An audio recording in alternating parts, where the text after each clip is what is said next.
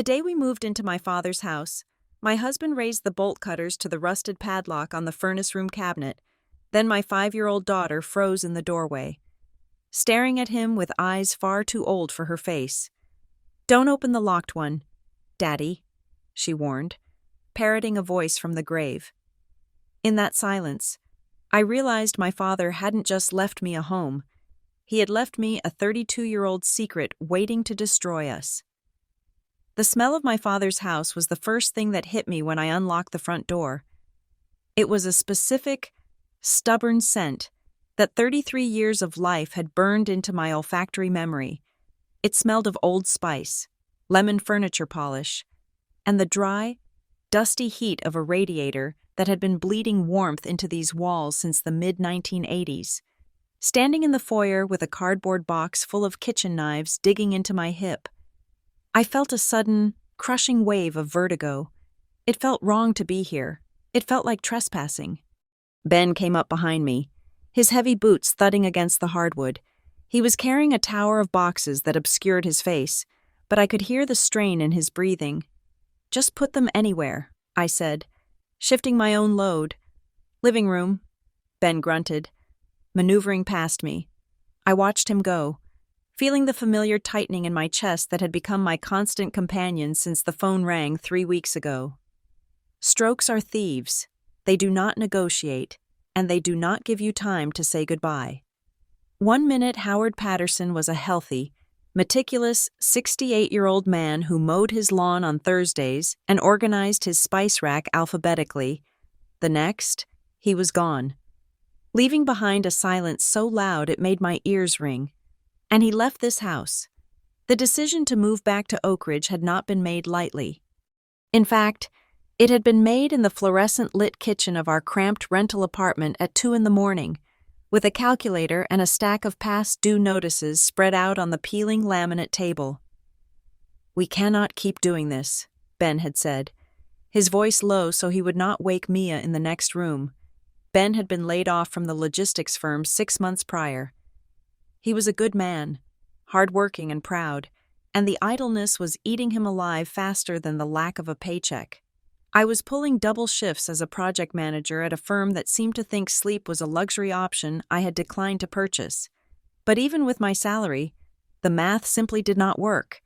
The rent in the city had hiked up another 10%. Daycare costs for our 5-year-old, Mia, were rivaling the GDP of a small nation. We were drowning, slowly and quietly. Then came the meeting with Walter Haynes. Walter had been my father's attorney for as long as I could remember. His office smelled of stale coffee and leather, a perfect match for his craggy, sun-spotted face. He had slid a thick manila envelope across the mahogany desk toward me. "The house is yours, Lucy," Walter had said, free and clear. Howard paid off the mortgage 15 years ago. He was very proud of that. I had stared at the envelope. My father never talked about money. He never talked about much of anything personal. He was a man of actions, of lists, of structures. "There is no debt," I asked. "None," Walter confirmed. "The taxes are paid through the end of the year. It is a solid asset." He then reached into his drawer and pulled out a second, smaller envelope. It was sealed with wax, which seemed dramatically out of character for my pragmatic father. On the front, in his neat, blocky handwriting, was my name, Lucy. He gave me specific instructions regarding this, Walter said, his voice taking on a formal weight. "You are to open this only after you have physically moved into the house, not before." Why, I asked. Reaching for it, Walter covered the letter with his hand.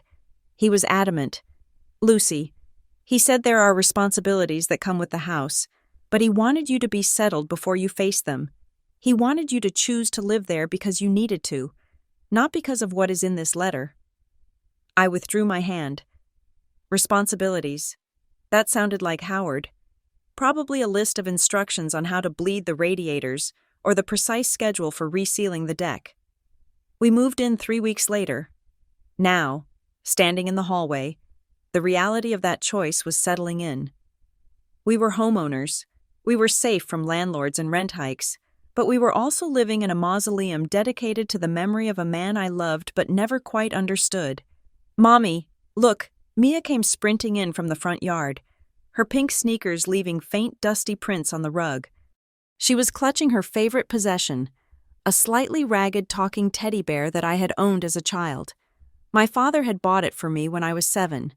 It had a cassette tape mechanism inside, and years ago, he had recorded new messages over the factory preset ones. It was one of the few whimsical things he had ever done.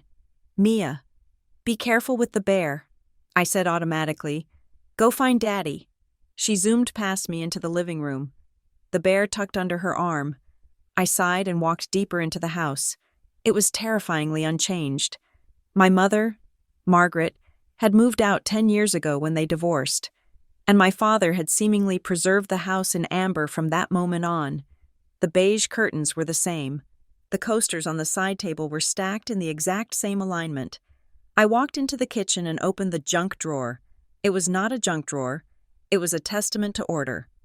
Inside, small plastic organizers held rubber bands, paper clips, batteries, and twist ties. Each compartment was labeled with a label maker strip. Batteries. Batteries. Pen lights. Screws Phillips. I ran my thumb over the label that read, twist ties. It made my heart ache. This was how he loved us. I realized, by making sure that if we ever needed a twist tie, we would not have to search for it.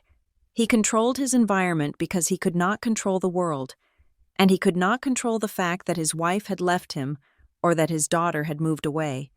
I closed the drawer and leaned against the counter. Closing my eyes. Are you okay? I opened my eyes. Sarah, my best friend from college who had driven down to help us unload, was standing in the doorway with a box of books.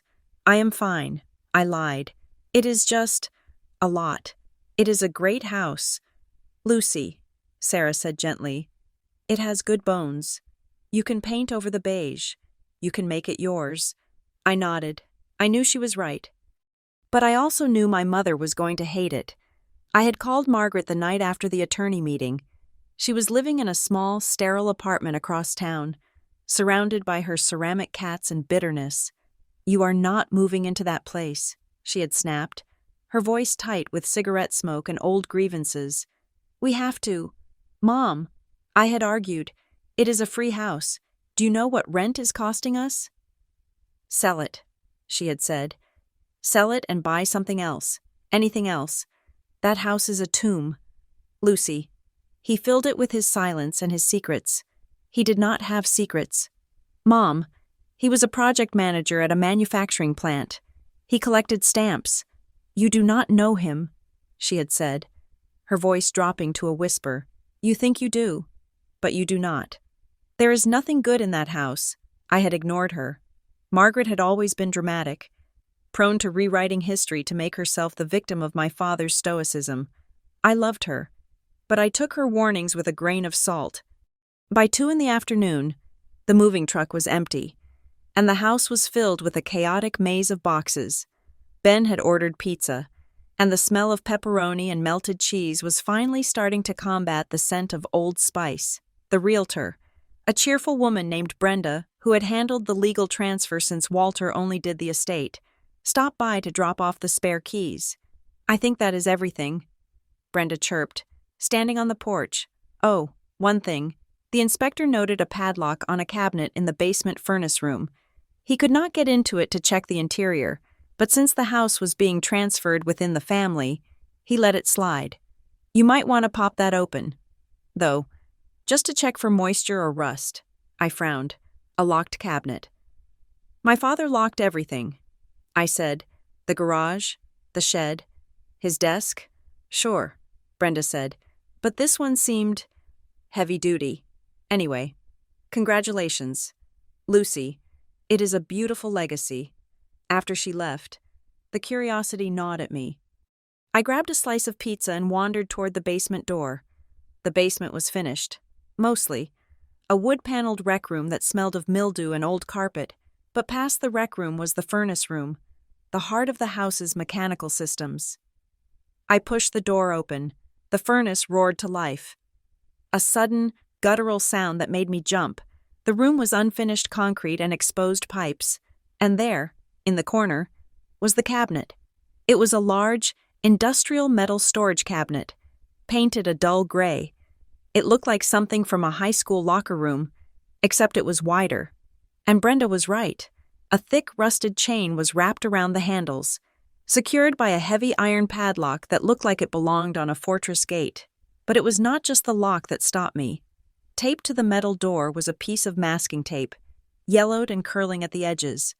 On it, in my father's unmistakable block letters, was a message, "Do not open." I stared at it. It was so aggressive, so unlike the helpful labels upstairs. A batteries was helpful. "Do not open" was a command. Hey, found the dungeon. Ben appeared behind me, wiping grease from his hands onto his jeans. He stepped into the room and whistled. "Serious hardware," he noted, nodding at the lock. "What is in there I do not know," I said, feeling a strange coldness in my stomach. The realtor mentioned it. Ben stepped closer, squinting at the tag. "Do not open? Well, that is basically an invitation, isn't it?" He chuckled. But I did not join in. "It is weird." "Ben," I said, "why would he padlock a cabinet in his own house? Maybe he kept his vintage Playboys in there," Ben joked.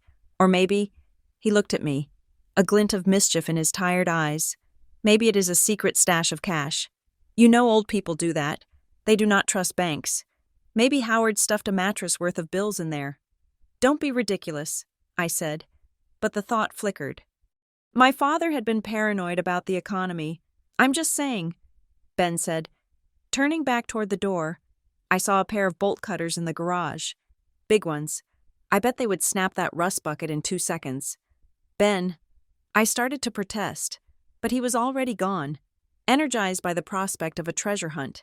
I stayed in the furnace room. I reached out and touched the cold metal of the cabinet. It felt solid, immovable. "Do not open. Why?" "Dad," I whispered. Ben returned a minute later, wielding a pair of massive red bolt cutters. He looked like a warrior preparing for battle. "Stand back," he said, grinning. "Let us see what Howard was hiding." He positioned the jaws of the cutter around the shackle of the padlock. He widened his stance, preparing to exert force. I watched him, feeling a sudden urge to stop him. It felt disrespectful. It felt like violating a direct order from the man who had built this life for us. "Ben, maybe we should wait," I said. "Nonsense," Ben said. "It is your house. Loose. Whatever is in here is yours." "Ready? 1, 2. Daddy, don't open the locked one." The voice was small, high-pitched, and terrifyingly flat. Ben froze. The muscles in his arms were tensed, the cutters biting into the metal, but not yet snapping it. We both whipped our heads around. Mia was standing at the top of the wooden stairs leading down to the basement. She was wearing her favorite blue dress, and she was holding the teddy bear by its arm, dragging it slightly on the floor. Her face was blank. She was not scared. She was not playful. She looked bored. "What did you say?" Sweetie Ben asked, his voice shaking slightly. He lowered the cutters. Mia blinked. She looked at me, then at the cabinet, then back at Ben. "Daddy, don't open the locked one," she repeated. The cadence was identical. The pitch was identical. It was not a child making up a sentence. It was a child repeating a soundbite. A chill ran down my spine that had nothing to do with the damp basement air. "Mia," I said, walking to the bottom of the stairs. "Why did you say that?" Mia shrugged. Her interest in the conversation seemed to be evaporating. "Grandpa said it," she said simply. "Grandpa," I asked. "Honey, Grandpa is in heaven."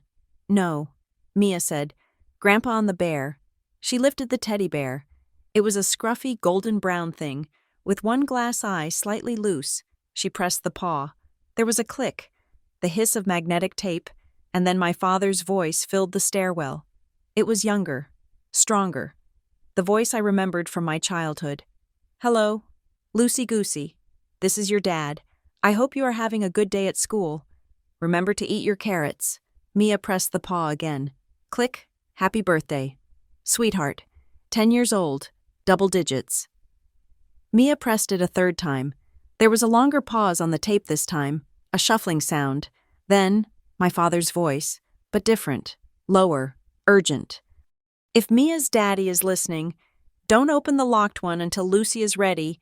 This is her choice, not yours. The silence that followed was absolute. Ben dropped the bolt cutters. They clattered against the concrete floor with a violence that made me flinch. I stared at the bear in my daughter's hands. My heart was hammering against my ribs like a trapped bird. That, Ben stammered, that is impossible. I walked up the stairs, my legs feeling like lead, and gently took the bear from Mia. Mia, honey, I said, trying to keep my voice steady. When did you hear that I was playing? She said, I pressed the button lots of times. Grandpa sounds funny. I looked down at the bear. I had not touched this thing in 20 years. I had given it to Mia when we moved in, thinking it was just a nostalgic toy. I had no idea my father had recorded over it recently, but he must have. He mentioned Mia. He mentioned Mia's daddy. He knew. I whispered. Ben looked up at me from the bottom of the stairs, his face pale. He knew what Ben asked. He knew I would inherit the house. He knew we would move in. He knew you would try to open that cabinet. I looked past Ben at the gray metal box in the corner. It suddenly didn't look like a storage cabinet anymore. It looked like a bomb. Howard anticipated this. Ben said, his voice hushed. He knew I would go for the lock. He knew you. Ben, I said, he knew you are curious. He knew you are impulsive. I gripped the bear tighter. My father had reached out from beyond the grave to stop my husband from cutting a lock. The level of premeditation was staggering. It was also terrifying. Do not cut it, I said. I am not touching it, Ben said, backing away from the cabinet as if it were radioactive. I am done. Good, I said. Let us go upstairs. We retreated to the kitchen, leaving the furnace room door firmly shut. The mood of the day had shattered. The pizza sat cold in the box. The excitement of the new house had been replaced by a heavy, suffocating dread. Mia, oblivious to the psychic bomb she had just detonated, went back to watching cartoons on her tablet. Ben paced the living room, running his hand through his hair. That was weird. Right? Ben asked for the 10th time. Tell me that was weird. It was weird. I agreed. What is in there? Lucy. What requires a warning like that I do not know. I said, but he said it is my choice. Until Lucy is ready. I thought about the sealed letter in my purse, the one Walter had given me. Open only after you have physically moved into the house. I think I know where to start. I said. That night, the house settled into a groaning, creaking silence. Ben had gone to bed early. Exhausted by the physical labor and the emotional shock, Mia was sound asleep in her new room, the teddy bear sitting on her dresser, its batteries removed by a very paranoid Ben. I sat on the floor of what used to be my childhood bedroom. It was going to be a guest room eventually, but for now, it was just empty space and memories. I took the wax-sealed envelope out of my bag. My hands were trembling slightly as I broke the seal. The wax crumbled, red flakes falling onto the hardwood floor. I pulled out a single sheet of heavy, cream-colored stationery. My father's handwriting was firm, lacking the tremor that had plagued him in his final months. He must have written this a long time ago, or perhaps he had summoned a final burst of strength to ensure it was legible. My dearest Lucy, if you are reading this, you are in the house. You are safe. That was always my first priority. I know you have questions. I know you likely found the cabinet in the basement, and if I know Ben, he has already looked for the bolt cutters. I hope my safeguard on the bear worked. I needed to buy time. There is something I kept locked away for 32 years. It is not money, and it is not a crime, but it is a weight I have carried every single day since before you were born. I was a coward. Lucy, I was a man who valued peace over truth, and in doing so, I created a lie that grew roots and wrapped around this family. Do not open the locked one in the furnace room yet. If you open it without understanding, it will just look like betrayal. I need you to see the context first. Go to Walter tomorrow. Ask for the key to safety deposit box 404. Find everything in the right order. Start with the dates. I love you. I'm sorry for the mess I'm leaving you to clean up, but you were always the strong one. Love. Dad. I lowered the letter. The silence of the house pressed in on me. 32 years. I was 33. That meant whatever this was, whatever this lie was, it had started when I was a baby. It had existed my entire life, invisible and festering beneath the surface of our normal, middle-class existence. I was a coward. My father was many things stoic, distant, orderly, but I had never thought of him as a coward. He was the man who checked under the bed for monsters. He was the man who killed the spiders. I looked at the date on the letter. It was written 3 days before he died. He knew. I thought, he felt it coming, and he set this trail. I folded the letter and put it back in the envelope. I stood up and walked to the window, looking out at the dark street of Oak Ridge. It looked the same as it always had, quiet, safe, boring, but it felt different now. The house felt like a puzzle box, and I had just turned the first key.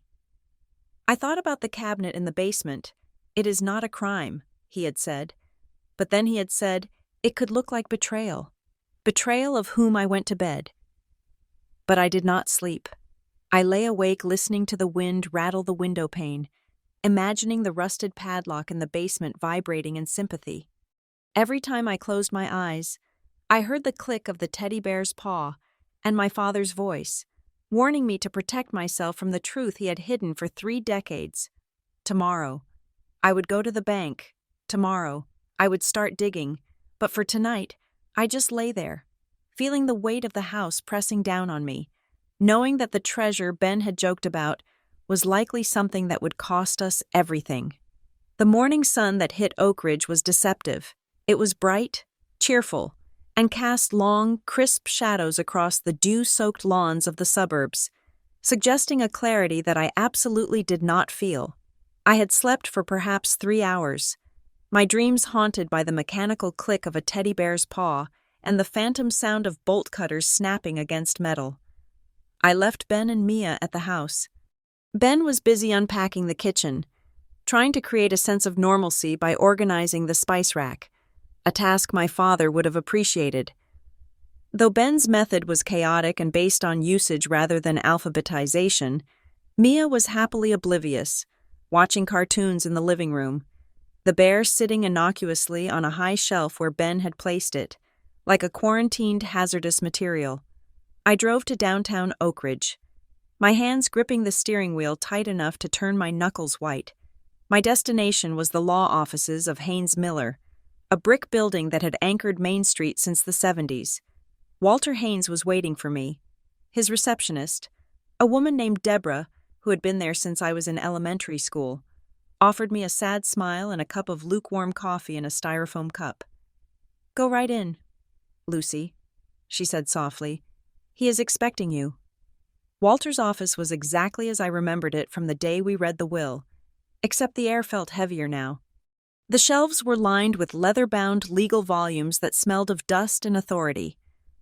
Walter sat behind his massive mahogany desk, looking like a man who was tired of keeping secrets. "Good morning, Lucy," he said, gesturing to the chair opposite him. "I trust the move went well. It was eventful," I said, sitting down. I did not mention the bear. I did not mention the voice from the grave warning my husband to back off. That felt too raw. Too insane to speak aloud in this room of contracts and statutes. I opened the letter. "Walter." I said instead. Walter nodded slowly, tenting his fingers.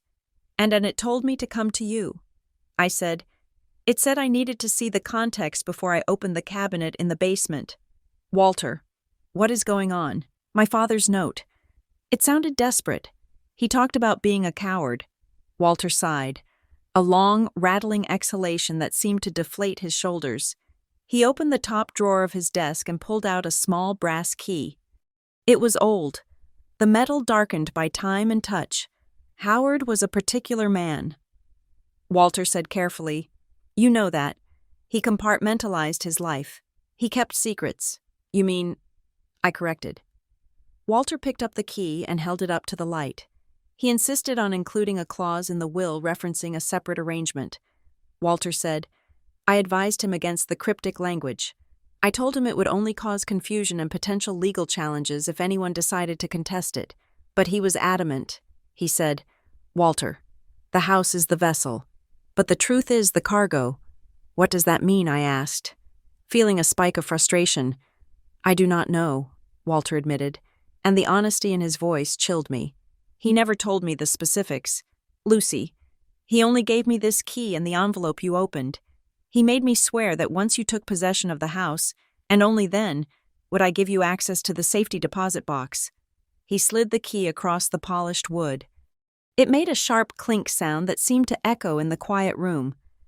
This is for Box 404 at Oak Ridge Community Bank, Walter said. Howard's instructions were very specific. He wanted you to go alone. No Ben, no Margaret, just you. Why, I asked, picking up the key. It felt cold and heavy in my palm. Because, Walter said, leaning forward, his eyes locking onto mine. He said that what is in that box is the beginning of a conversation he should have had with you 30 years ago. He wanted you to decide, independently, whether you wanted to finish that conversation. I looked at the key, Box 404. Error 404. Not found. My father was not a computer guy, but the irony was not lost on me. Is it money? I asked. Ben thinks it is money. Walter hesitated. I do not believe it is a significant amount of cash, if that is what you mean, he said. Howard's liquid assets were all accounted for in the main estate. This feels personal. Lucy, I stood up, closing my fist around the key. Thank you. Walter, he stood as well, looking at me with a mixture of pity and concern. Lucy, he said, stopping me at the door. Your father loved you. I want you to remember that, whatever you find. Remember that he spent the last 10 years of his life talking about how proud he was of you. Then why did he leave me a riddle instead of a conversation? I asked. Walter did not have an answer for that. I left the law office, but I did not go straight to the bank. The weight of Walter's words. No Margaret was pressing on me. My father had explicitly excluded my mother from this. He had hidden this separate arrangement from her. The guilt of that exclusion gnawed at me. I was the dutiful daughter, the peacekeeper. I had spent my childhood mediating the silent, frosty wars between my parents. To go behind my mother's back now, even at my dead father's request, felt like a betrayal of the parent who was still living. I needed to see her. I told myself I just wanted to share the news about the move, about the house. I told myself I would not mention the key, but deep down, I think I was looking for a crack in her armor, a sign that she knew something. Margaret lived in the Oak Ridge Gardens apartments, a complex of beige stucco buildings that smelled of chlorine from the communal pool and dryer sheets. Her apartment was on the second floor. When she opened the door, she was wearing a silk robe and holding a lit cigarette, despite it being 10 in the morning. Lucy, she said, blowing a stream of smoke over my shoulder, to what do I owe the pleasure? Did the water heater already burst? Hello to you too. Mom, I said, stepping inside. Her apartment was the antithesis of my father's house. It was cluttered, colorful, and chaotic. Ceramic cats lined every surface. Abstract paintings she had bought at flea markets tilted on the walls.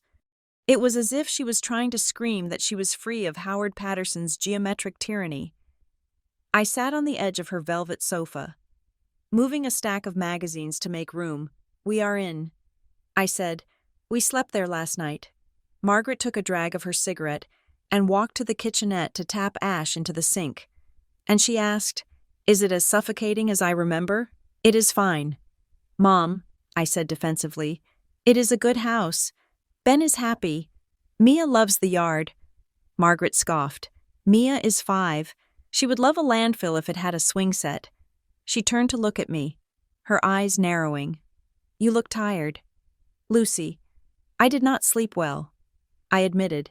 It is that house, she said, pointing a manicured finger at me. It has bad energy. I told you to sell it. We cannot sell it. Mom, we need the stability.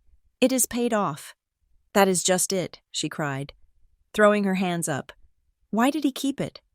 Why we were drowning in debt when we divorced? Lucy. He could have sold that place, paid off the credit cards, split the equity, and we both could have started over with something. But no, he hoarded it. He clung to it like it was the crown jewels. I stiffened. I had heard this complaint 1,000 times. He wanted to leave something for me. I said, reciting the line I had always believed, "Bull." Margaret spat. He kept it because he was obsessed with his own little kingdom. He kept it because he had secrets in those walls that he did not want anyone else to find. My heart skipped a beat. Secrets, I asked, trying to keep my voice casual. What kind of secrets? She waved her hand dismissively. But I saw a flicker of something in her eyes. Fear, regret. Who knows with Howard? She said, her voice dropping. He was a closed book. Lucy. He had entire parts of his life he locked away. He would go down to that basement for hours. She trailed off, staring at the smoke curling from her cigarette. Basement, I pressed. The furnace room. She looked at me sharply. Why are you asking about the furnace room? I found a cabinet down there. I lied. Or half-lied. It is locked. Margaret's face went still. The bitterness seemed to drain out of her, replaced by a rigid tension. Leave it alone. Lucy. Mom. What is in it? I do not know, she said. And for the first time, I believed her. I really do not know. He forbade me from touching it. He said it was work files, safety hazards. He had a million excuses, but I'm telling you, nothing good comes from digging up old messes. She walked over to me and put a hand on my shoulder. Her grip was surprisingly strong. He is dead. Lucy, whatever he was hiding, let it die with him. Do not let his ghost ruin your life the way his silence ruined mine. I looked at her, seeing the lines of unhappiness etched around her mouth. I realized then that her anger was not just about money, it was about exclusion. She had been married to a man who had walled off a part of his soul, and she had spent 20 years bruising herself against the bricks trying to get in. I stood up, gently removing her hand. I have to go. Mom, I have errands. She looked at me, her eyes searching mine. She knew I was not listening. She knew I was my father's daughter. Just be careful, she whispered. I walked out of her apartment feeling a crushing sense of guilt, but also a hardening resolve. Margaret did not know what was in the cabinet. She did not know about the key in my pocket, but she felt the shadow of it. She had lived in its shade for years. I got back in the car and drove straight to Oak Ridge Community Bank. The bank was a marble-floored temple to silence. It was cool and smelled of money and floor wax. I signed the visitation log with a shaky hand. The bank manager, a stern woman in a navy suit, checked my ID against the authorization on file. Mr. Patterson added you as a signatory with access upon death, she confirmed, tapping on her keyboard. Very well, follow me. We walked to the vault. It was a heavy circular steel door that looked like something out of a heist movie. Inside, the walls were lined with hundreds of small metal drawers, each numbered 404, the manager muttered, scanning the rows. Ah, here. She inserted her master key into one of the 2 keyholes on the box. I inserted the brass key Walter had given me into the other. We turned them simultaneously. The lock clicked a smooth, heavy sound of engagement. She slid the long metal box out and carried it to a small private room off to the side. Take your time, she said, closing the door behind her. I was alone. The room was tiny. Just a table and a chair. I sat down and stared at the metal box. It was cold to the touch. Find everything in the right order. My father had written. I took a breath and flipped the lid open. I do not know what I expected. Gold bars. A gun. A confession written in blood. Instead, I found paper, neat, organized stacks of paper. There was a black leather-bound ledger, the kind used for accounting before everything went digital. There was a bundle of letters tied with a faded blue ribbon, and on top of everything, a single typed note. I picked up the note first. It was typed on an old typewriter. I could tell by the way the letters pressed slightly into the paper, giving it texture. Lucy. Look at the dates. That is the only way you will understand the timeline. Read the ledger first, then the letters. Do not jump ahead. Dad. I put the note aside and opened the ledger. It was a record of payments. My father's handwriting was unmistakable small. Precise numerals in blue ink. I scanned the first page. The entries began 32 years ago. April 14th. Withdrawal, $5,000. Cash. April 20. Payment to OR Trust, $2,500. May 1st payment to ER Support, $1,200. I frowned. OR Trust, ER Support. I had never heard of these entities. I ran my finger down the column. The payments were consistent. Every month, ER Support, OR Trust. The amounts varied, but they were significant. $1,200 a month in the early 90s was a lot of money. It was more than our mortgage payment would have been back then. I did the math in my head. If he was paying this much out, how were we eating? How was he hiding this from Mom? Then I saw the source column. Equity line, personal loan, sale of stock. He was bleeding himself dry. He was liquidating assets to fund this. Whatever this was. I turned the pages. The payments continued for exactly 12 months. March 1st. Payment to ER. Support. $1,200. March 15th. OR Trust. Final deposit. $50,000. $50,000. My breath hitched. 32 years ago, $50,000 was a fortune. It was the price of a house. After that entry, the ledger stopped. The rest of the pages were blank. I sat back, my mind racing. Who was ER? What was the OR? Trust, I looked at the dates again. 32 years ago, I was 1 year old. We were living in the old condo then. Before we bought the house, my mother often talked about how broke they were in those days, how they ate pasta and ketchup because Howard's company was going through a rough patch. It wasn't the company, it was this. I reached for the bundle of letters. The blue ribbon felt fragile, like it might disintegrate if I pulled too hard. I untied it gently. The envelopes were yellowed. The glue dried out. They were addressed to Ms. Isabel Reed. P.O. Box, 212. Fairview, PA. Fairview was a town 40 minutes north of here. I pulled out the first letter. It was dated January of that same year, 32 years ago. Dear Isabel, I know words are cheap right now. I know you hate me, and you have every right to. I was not brave enough to tell Margaret the truth back then, and now the silence has become a wall I cannot climb over, but I will not abandon the child. I promise you that. I am setting up the arrangement we discussed. It will be secure. It will be hers. I want to do right by Eleanor, whatever it costs me. She is innocent in this. Please, Isabel, let me help. Howard. I dropped the letter. It fluttered to the table like a dead leaf. The child. Eleanor. The room seemed to tilt. My vision blurred for a second. Eleanor. E.R. Support. Eleanor Reed. My father had a child. I pressed a hand to my mouth, stifling a gasp that wanted to be a scream. 32 years ago, when I was a baby in a crib, my father had another daughter. I grabbed the next letter. Isabel. I sent the check for the doctor. I hope the colic is better. I wish I could see her. God, I wish I could just hold her once. Does she look like you? Or does she have the Patterson chin? I am selling the bonds my father left me. It will go into the OR Trust. I am making sure that no matter what happens to me, Eleanor will have a start in life. I am sorry I cannot be there. I am a coward. Isabel.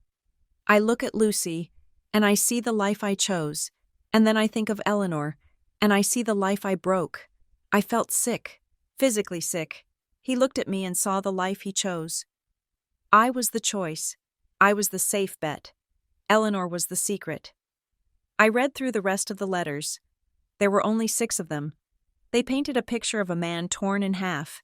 He was desperately pouring money into this secret family, trying to buy his way out of guilt. While simultaneously begging for forgiveness, he clearly did not believe he deserved. The last letter was the shortest. Isabel, Dale knows. He found the transfer records. He is threatening to tell Margaret everything if I do not stop. He says I am ruining the company. He says I am stealing from the family. I have to stop the direct payments. I am sorry. I have secured the trust as best I can. But I have to go dark for a while. Please, keep the records. Tell Eleanor. Tell her I tried. Dale, my Uncle Dale, the CEO of the family business, the man who bought me my first bicycle, the man who always slapped my father on the back and called him champ. Dale knew, and he had used it to stop Howard. He says I am stealing from the family. I looked at the ledger again. The final deposit of $50,000. That must have been the end. The payout to make it go away. But what happened to them? What happened to Isabel and Eleanor? The documents stopped there. There was no address other than the P.O. box. No photos, just the paper trail of a man's guilt and a child's existence. I sat in the silence of the bank vault, feeling the tectonic plates of my life shifting. I had a sister, a half-sister. She was out there, somewhere. She was 32 years old. She might be walking around Fairview right now. She might be married. She might have children. And she probably hated the name Howard Patterson. I reached for the last item in the box. It was another note from my father, folded at the bottom of the stack. Lucy, if you have read the letters, you know now. You know about Eleanor. I wanted to tell you 1,000 times. I wanted to bring her home, but fear is a powerful jailer. What is in this box is the beginning. It is the proof that she exists. But the rest of the story, the parts that could hurt people who do not deserve it, but also heal someone who does, are in the locked cabinet in the furnace room. That cabinet holds the records of what happened after the payments stopped. It holds the truth about the trust, and about your Uncle Dale. I am asking you to open it, but only once you have decided if you want to know all of me. Because once you open that cabinet, you cannot close the door on the past again. It is your choice. It always should have been. Dad. I stared at the note. The truth about your Uncle Dale. My mother had warned me not to dig. Nothing good comes from digging up old messes. But this was not just a mess. This was a person. This was a sister who had been paid off and erased so that I could have my comfortable life, so that my mother could have her illusion of a marriage, so that Dale could keep his company stable. I gathered the documents. My hands were steady now. The shock had passed, replaced by a cold, sharp clarity. I put the ledger and the letters into my bag. I put the key back in my pocket. I walked out of the viewing room. The manager looked up from her desk. Everything in order. Mrs. Patterson, yes, I said, my voice sounding strange to my own ears. Stronger, harder. I walked out into the sunshine. The world looked different now. The town of Oak Ridge, with its manicured lawns and polite neighbors, felt like a stage set built over a graveyard. I got in my car. I looked at my reflection in the rearview mirror. I looked like me. I looked like Lucy Patterson. But I wasn't just Lucy anymore. I was the sister of Eleanor Reed, and I was going home to open the furnace room. I drove back to the house, the envelope of letters burning a hole in my passenger seat. I thought about Ben and his bolt cutters. I thought about Mia and the bear. Don't open the locked one, Daddy. My father had been protecting the secret. Yes, but he had also been protecting the evidence. He had locked it away until the one person who might care enough to fix it me was ready to find it. I pulled into the driveway. The house loomed above me, silent and waiting. I am ready. Dad, I whispered. I grabbed my bag and walked toward the front door. The key to the safety deposit box still cold against my hip, ready to trade it for the bolt cutters. The following days were a blur of gray static. I went to work. I sat in my cubicle. I answered emails from clients asking about timelines and deliverables for software rollouts that suddenly felt as significant as dust motes floating in a sunbeam. My monitor displayed a Gantt chart for a logistics overhaul, but my mind was overlaying a different timeline entirely. 32 years ago, I was 1. Eleanor was born. 20 years ago, My parents divorced. Was Eleanor 10 then? Did she wonder where her father was? 10 years ago. Isabel Reed died. Did Howard know? Did he mourn her in that silent, stoic way of his? Sitting in his armchair with a scotch, staring at the wall while I thought he was just watching the news, I found myself obsessing over the physical reality of this sister. Did she look like me? The Patterson genes were strong, the dark hair, the sharp jawline, the tendency to brood. I caught myself staring at strangers on the subway, at women in the coffee shop line, searching for a mirror of my own face. It was a disorienting mixture of betrayal and a strange, hollow longing. I had spent my life believing I was an only child, a singular unit of Howard and Margaret's making. Now, I felt like a twin who had been separated at birth. Phantom limb syndrome aching for a sibling I had never met. But then the betrayal would wash back in, the ledger, the payments, support. He had paid for her like a bill. He had managed her existence like a project, and he had kept it from me. He had looked me in the eye at my wedding, at my graduation, at the birth of my daughter, and he had never once said, "Lucy, there is someone else you should know." I took the documents from the safety deposit box to work with me. I kept them in my purse, a radioactive secret tucked between my wallet and my lip balm. At lunch, I sat in my car in the parking garage and went through them again. It was there, taped to the inside back cover of the black ledger, that I found it. I had missed it in the dim light of the bank vault. Or perhaps I had been too focused on the numbers, but there it was, a small, flat key, tarnished with age, taped down with a piece of yellowed Scotch tape. It was not a house key. It was smaller, the kind that opened a padlock or a diary. I ran my thumb over the cold metal. This was the key to the cabinet. It had to be. He had separated them. The map was in the bank. But the key to the destination was hidden in the map. That evening, the house felt different. The silence wasn't peaceful. It was pregnant. Ben was making dinner, the smell of roasting chicken filling the kitchen, a domestic comfort that felt fragile against the weight of what I knew. I sat at the island, watching him chop carrots. He was whistling tunelessly, trying to keep the mood light after the weirdness with Mia and the bear the other day. "Ben," I said, tracing the grain of the granite countertop. "Yeah," he asked, not looking up. "Do you ever think about before? Before what? The move before us. Before you were a dad. Before your parents were just your parents." He stopped chopping and looked at me, the knife hovering over a pile of orange discs. That is a heavy question for a Tuesday. "Luce, what brought this on?" I shrugged, trying to appear casual. "Just being in this house, seeing all of Dad's things. It makes me realize how much of his life happened before I was even conscious. We think of our parents as these fixed points, you know, like they only exist to be our parents, but they were people first. They made mistakes. They had secrets." Ben set the knife down and wiped his hands on a dish towel.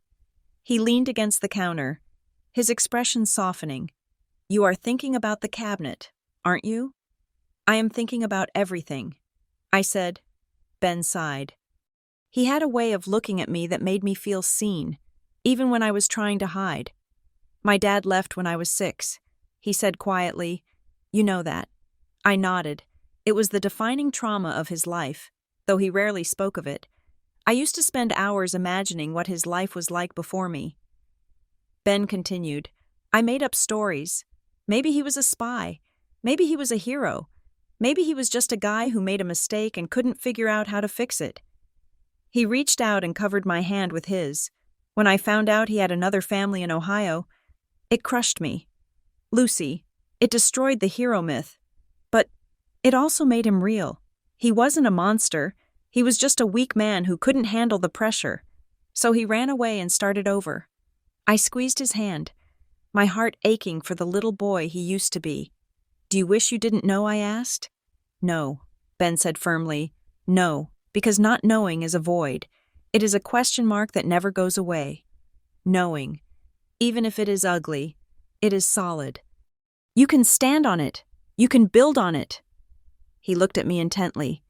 If Howard left something for you to find, Lucy, if there is a truth in that basement, or in those papers you went to get, you should find it, dig for it, even if it hurts, I whispered.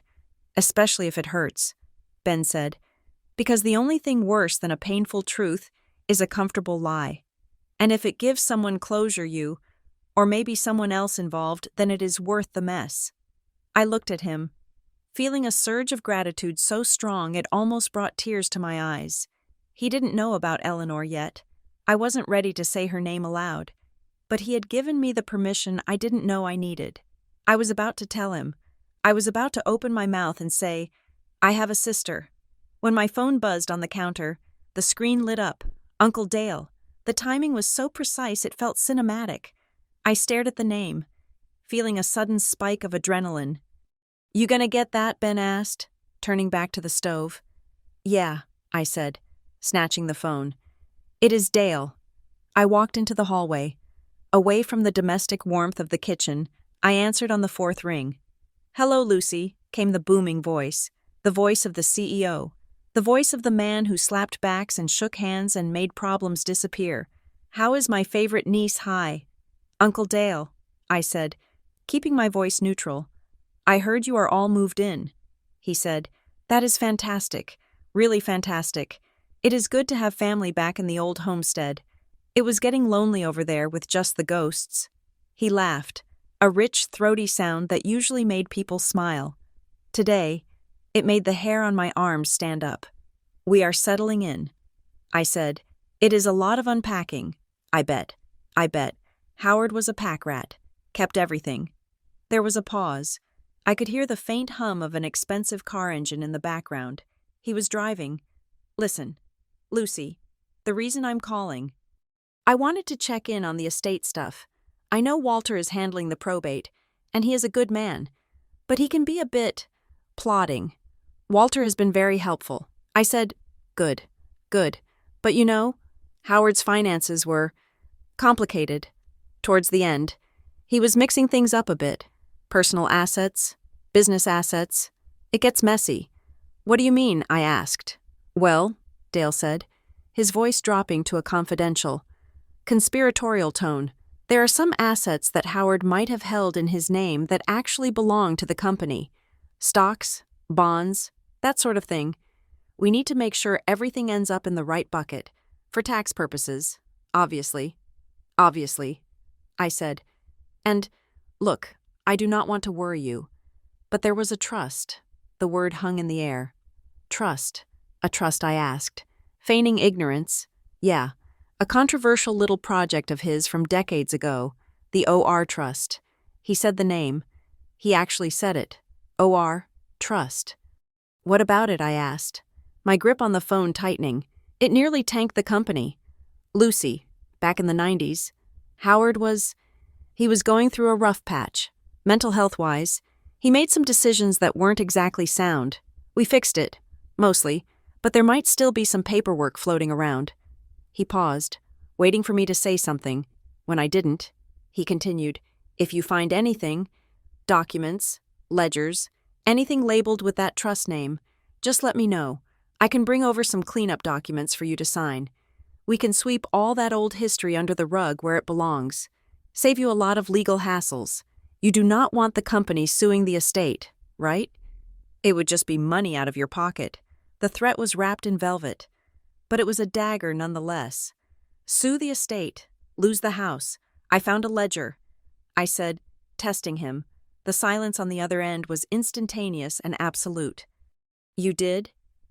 Dale's voice was suddenly devoid of warmth. Where in the safety deposit box? I lied. I could hear him thinking, calculating. Well, that is good. Lucy, hold on to that. Do not show it to anyone, especially not Walter. He does not understand the business side of things. I will swing by this weekend. We can sit down, have a drink, and sort this out. Family to family. I don't think I am free this weekend. Dale, make time. Lucy, he said, and the mask slipped completely. This isn't just about old papers. It is about protecting your father's reputation. You do not want people knowing what he really did, do you? He hung up. I stood in the hallway, the dial tone buzzing in my ear. You do not want people knowing what he really did. He was scared. Dale Patterson, the unshakable CEO, was terrified of what was in that ledger. And if he was scared, that meant the information was powerful. He had mentioned the OR Trust. He had admitted it existed. And he had tried to frame it as Howard's mistake, Howard's mental instability. But the letters in my bag told a different story. They told the story of a man being blackmailed by his brother. Dale knows. He is threatening to tell Margaret. I needed help. I couldn't do this alone. And I couldn't involve Walter yet if Dale was right about the legal entanglements. I needed someone who could find a ghost without alerting the haunting. I went into the living room and grabbed my laptop.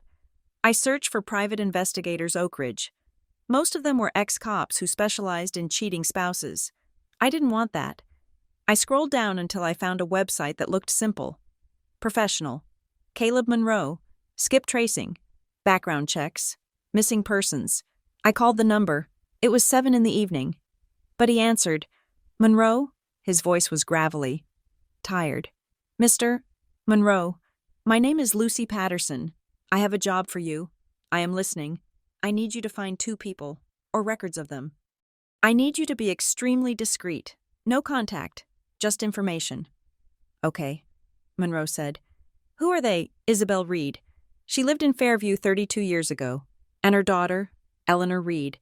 I heard the scratch of a pen on paper. Dates of birth. I gave him what I had estimated from the letters. And Mr. Monroe. Yeah, if you find the daughter, if you find Eleanor, I need to know everything. Where she works, who she is. But do not under any circumstances let her know you are looking. I will find them. Ms. Patterson, give me a few days. I hung up the phone and felt a strange sense of calm. I had lit the fuse. Now I just had to wait for the explosion. I wandered back into the living room. Ben was watching a game. The volume turned low. Mia was asleep. The house was quiet. But it was a busy quiet. The walls seemed to be vibrating with the energy of the secrets they held.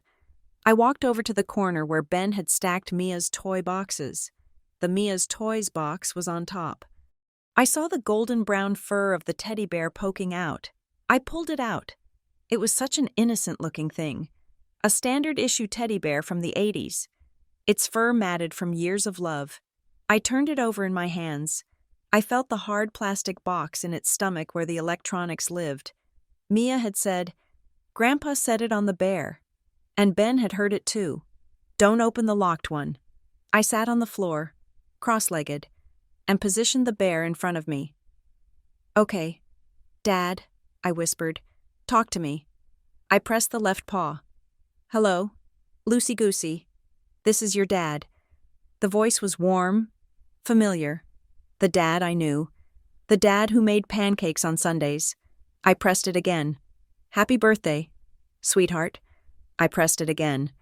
If Mia's daddy is listening, don't open the locked one until Lucy is ready. This is her choice, not yours. Hearing it alone, in the quiet of the night, was chilling. It wasn't just the words. It was the tone. It was serious. Command-level serious. I pressed the paw again, wondering if there were more. There was a burst of static, and then another message I hadn't heard before. Lucy, if you are listening to this, check the batteries. I put fresh ones in before the end. But check them. You know how I am about batteries. I smiled, a sad, watery smile. Batteries. The junk drawer. Even in his final message, he was a project manager. I pressed it again. The key is in the ledger. Lucy, but the lock? The lock is stubborn.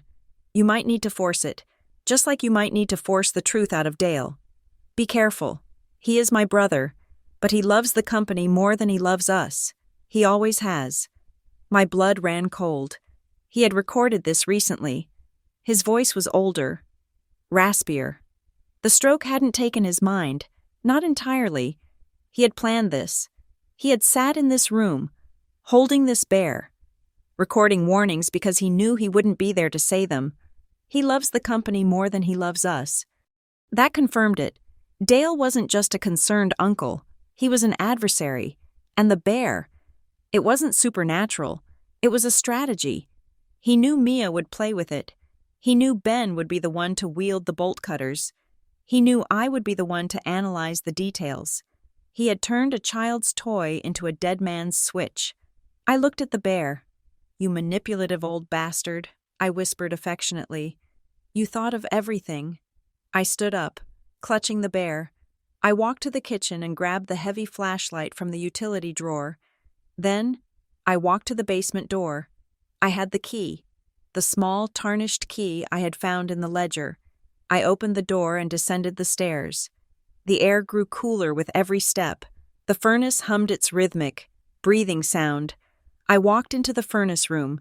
The cabinet stood there, gray and imposing. The padlock hung from the chain, heavy and rusted. "Do not open." I stepped closer. My heart was pounding in my ears, a drumbeat of anticipation and dread. I held up the key. It looked like it would fit. It was the right size for the padlock. I reached out, my hand trembling. I could do it right now. I could insert the key, turn the lock, and open the door. I could see the files. I could see the proof of what Dale did. I could see the truth about Eleanor. I touched the cold metal of the lock with the tip of the key. But then I hesitated.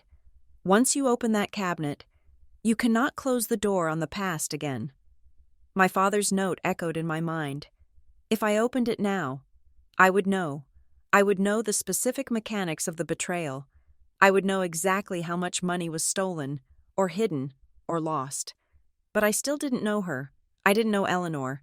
If the files revealed that she was a monster, or a fraud, or that she hated us, I wanted to know who she was first. I wanted Caleb to tell me if she was a person worth blowing up my life for. And I needed to know what Dale was capable of. If I opened this now, and Dale found out, I needed to be armed. I needed the legal context. I needed to talk to Walter again, to ask him hypothetically about the OR trust without revealing I had the papers. I was rushing. My father had told me to find everything in the right order. Look at the dates. I had looked at the dates. I had found the ledger. I had found the key. But I wasn't ready for the final payload. Not tonight. Tonight, I was emotional. Tonight, I was angry at Dale and heartbroken for my mother and grieving my father. This required a project manager, not a grieving daughter. This required strategy. I lowered the key. Not yet. I whispered to the cabinet. I stepped back. The padlock seemed to glare at me, daring me. I turned around and walked out of the furnace room, closing the door firmly behind me. I locked the basement door from the kitchen side. I went upstairs to our bedroom. Ben was asleep, one arm thrown over his eyes. I slipped into bed beside him, pulling the duvet up to my chin. I stared at the ceiling, my mind racing. I had the key. I had the ledger. I had the bear. And I had a private investigator hunting for my sister. The war had started. I just needed to make sure I had enough ammunition before I fired the first shot. Tomorrow, I would push Caleb. Tomorrow, I would prepare for Dale. And soon, very soon, I would open the locked one. The coffee shop Caleb Monroe selected was a dive on the edge of town. The kind of place where the vinyl booths were patched with duct tape and the air smelled permanently of burnt toast and cigarette smoke that had lingered since the 90s. It was a neutral ground, far away from the prying eyes of Oak Ridge's gossip mill, and far away from the corporate shadow of Patterson Manufacturing. I arrived 5 minutes early, but Caleb was already there. He was a small man, wiry and gray, blending into the beige booth like a chameleon. He had a manila folder in front of him, his hand resting on it protectively. "Ms. Patterson," he said, nodding as I slid into the seat opposite him. I did not want coffee. I did not want small talk. I could feel the pulse in my throat, a frantic bird fluttering against my skin. "Did you find them?" I asked. Caleb took a sip of his black coffee, his eyes scanning the room before settling on me. I did. He opened the folder. "Isabel Reed is dead," he said. The words landed like stones. I had prepared myself for a lot of things for her to be angry, for her to be poor, for her to be married to a billionaire. I had not prepared for her to be gone. Dead, I repeated. How sudden illness. Pneumonia complications. 10 years ago. She was living in Fairview, just like the address said. She went by Isabel Carter. She married a mechanic named Frank Carter about 25 years ago. Nice guy. He passed away 2 years after she did. So there is no one, I asked, feeling a strange, hollow mixture of relief and disappointment. Caleb slid a photograph across the table. It was a grainy, candid shot, taken from a distance, likely with a telephoto lens. It showed a woman walking out of a gray stone building. She was wearing a dark suit, carrying a battered leather briefcase. Her hair was pulled back in a severe bun, but stray strands were escaping around her temples. She looked tired. She looked determined, and she looked exactly like Howard Patterson around the eyes. That is Eleanor Reed Carter, Caleb said. She is 32. I stared at the photo. My sister. She exists. She was not just a line item in a ledger or a phantom in a letter. She was a person who bought coffee, who wore suits, who had bad hair days. What does she do? I asked, my voice barely a whisper. She is a public defender in Northampton, Caleb said. I looked up at him, startled. A public defender. Yeah, dealing with the indigent, the addicted, the people the system grinds up. I asked around a bit, discreetly. She has a reputation. They say she is a bulldog. She takes cases nobody else wants. She works 80 hours a week and drives a 10-year-old Honda. The irony was so sharp it felt like it punctured a lung. My father, the wealthy businessman who had hidden his mistake to protect his status, had a daughter who spent her life fighting for people who had no status. She was cleaning up messes, just like I was trying to do. Does she know? I asked. About Howard? About the company? Caleb shook his head. There is no evidence that she knows anything. Her birth certificate lists father unknown. Frank Carter raised her from the time she was small. As far as the paper trail shows, she thinks she is just the daughter of a mechanic and a housewife. I looked back at the photo. She looked fierce. She looked tired. She looked like she carried the weight of the world, just like Howard did. There is something else, Caleb said. He pulled another sheet of paper from the folder. It was a photocopy of an old corporate filing. You asked me to look into the money, the financial side. I nodded. I pulled the archives for Patterson Manufacturing from 32 years ago. Public records, shareholder reports. It took some digging. But I found a transaction that matches your dates. He pointed to a highlighted line. 32 years ago, Howard Patterson transferred 15% of his personal voting stock into a trust. The beneficiary was listed simply as the OR Trust. 15%. I whispered. That is a controlling interest when combined with what he already held. Caleb said, but here is the kicker. 1 year later, that trust was dissolved. The assets were not sold. They were reverted. Reverted to whom? To the company treasury, and then reissued, primarily to Dale Patterson. I felt a coldness spread through my chest. Dale, I said. The paperwork calls it a family settlement agreement, Caleb explained. It coincided with Howard taking a 6-month leave of absence for medical reasons. Medical reasons. I scoffed. That was the year my mother said he had a nervous breakdown. It fits. Caleb said, it looks like a squeeze play. Ms. Patterson. Howard moved the stock to the trust presumably for the girl, and then a year later. The stock is gone. The trust is gone. And Dale has a larger share of the company. And Howard, he goes back to work. But he is never the CEO again. He stays in operations. Dale runs the show. I sat back in the booth, the vinyl squeaking beneath me. Dale stole it. I said, he found out about the baby, and he used it to blackmail Howard into giving up his shares.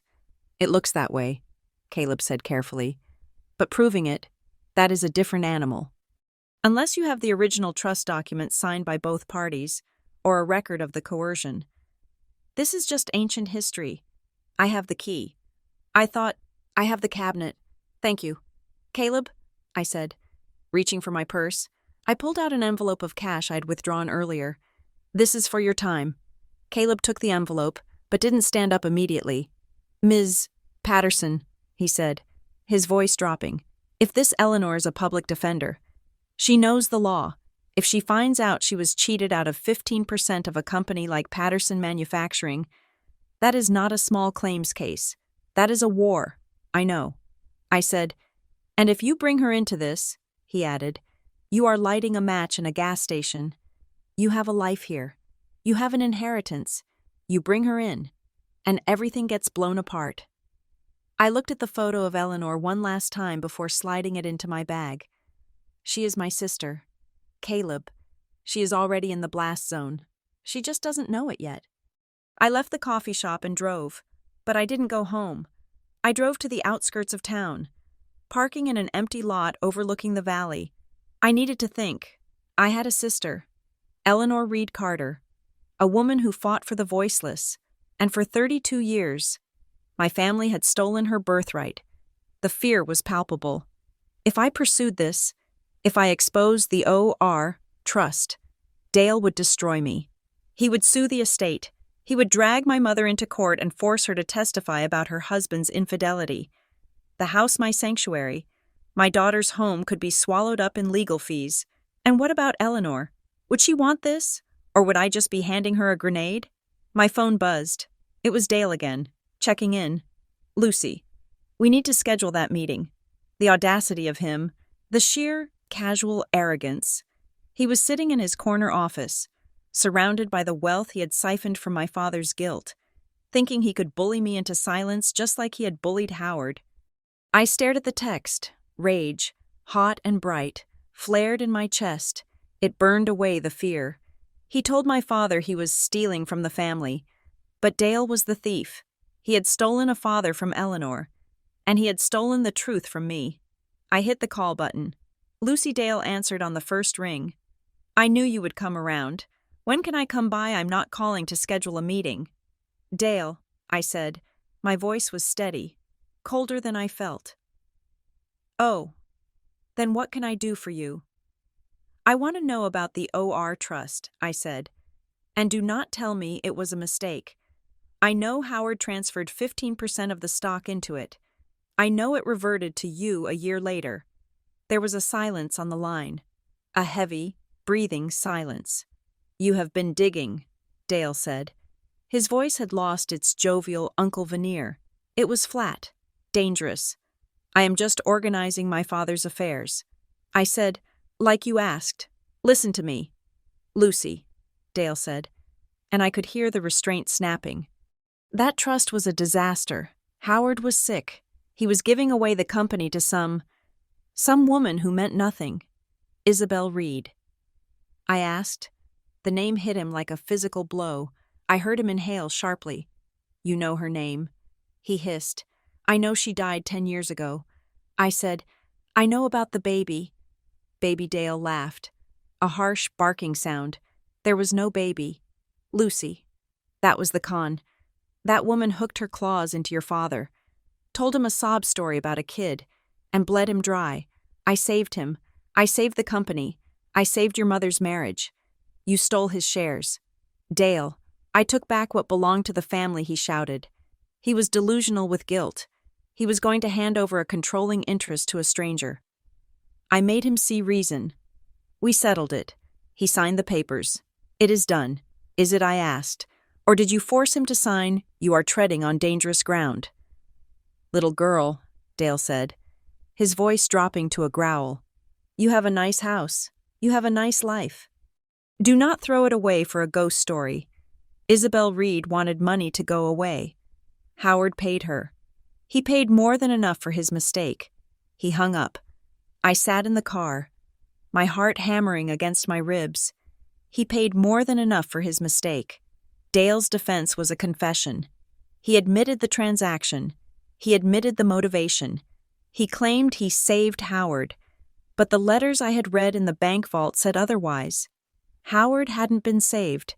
He had been broken. And Dale had lied about one crucial thing. There was no baby, but there was. Caleb had found her. Eleanor was real. Dale had convinced himself, or perhaps convinced Howard, that the child was a fiction, a con, to justify the theft. Or maybe he knew she was real and just didn't care. The truth, the absolute, undeniable proof of what happened in that room between two brothers 32 years ago was not in the bank. It was in the basement. I started the car. I pulled into the driveway 20 minutes later. The house was quiet. I checked the time. Ben was at a networking event in the city and wouldn't be back until dinner. Mia was at a play date with the neighbor's kid until 4. I had 2 hours. I locked the front door behind me. I didn't take off my coat. I walked straight to the kitchen, grabbed the flashlight, and unlocked the basement door. The descent felt different this time. It wasn't an exploration. It was a raid. I walked into the furnace room. The cabinet loomed in the shadows. The "Do Not Open" sign yellow and peeling. I took the small key from my pocket, the one I had found in the ledger. I inserted it into the heavy iron padlock. It went in halfway and stopped. "Come on," I whispered. I jiggled it. I pushed. I applied pressure. The metal grated. A sound like teeth grinding. The key slid in another millimeter, then jammed. It was rusted solid inside. The dampness of the basement over 3 decades had fused the tumblers. I twisted it, panic rising in my throat. "Open. Damn it," the key snapped.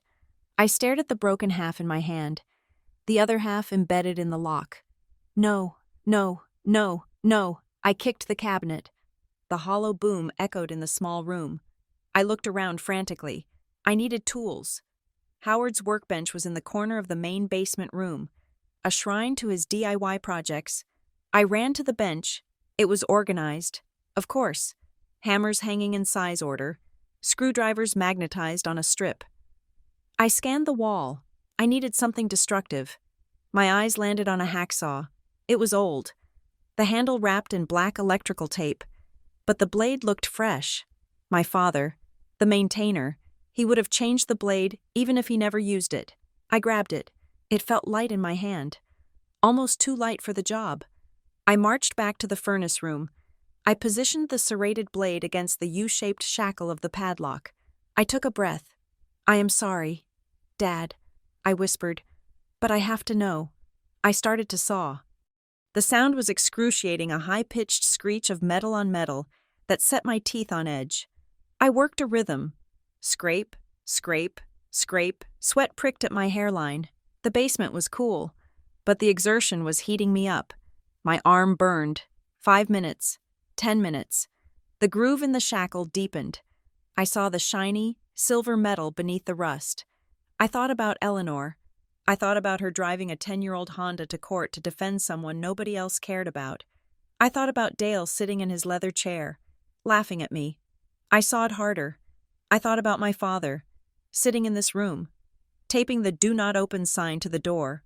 Was he crying? Was he angry? Or was he just resigned, locking away his heart to keep the peace snap? The sound was sudden and loud. The shackle gave way. I dropped the hacksaw. My hands were shaking. My breath was coming in ragged gasps. I pulled the broken padlock off the latch and let it fall to the floor. I reached for the handle of the cabinet. It was cold. I pulled. The hinges groaned. A long, rusty complaint that sounded like a dormant beast waking up. The door swung open. I shone the flashlight inside. It was not chaotic. It was Howard Patterson. It was neat. There were 2 shelves. On the top shelf, a series of manila folders stood upright in a wire rack, each labeled with a label maker strip.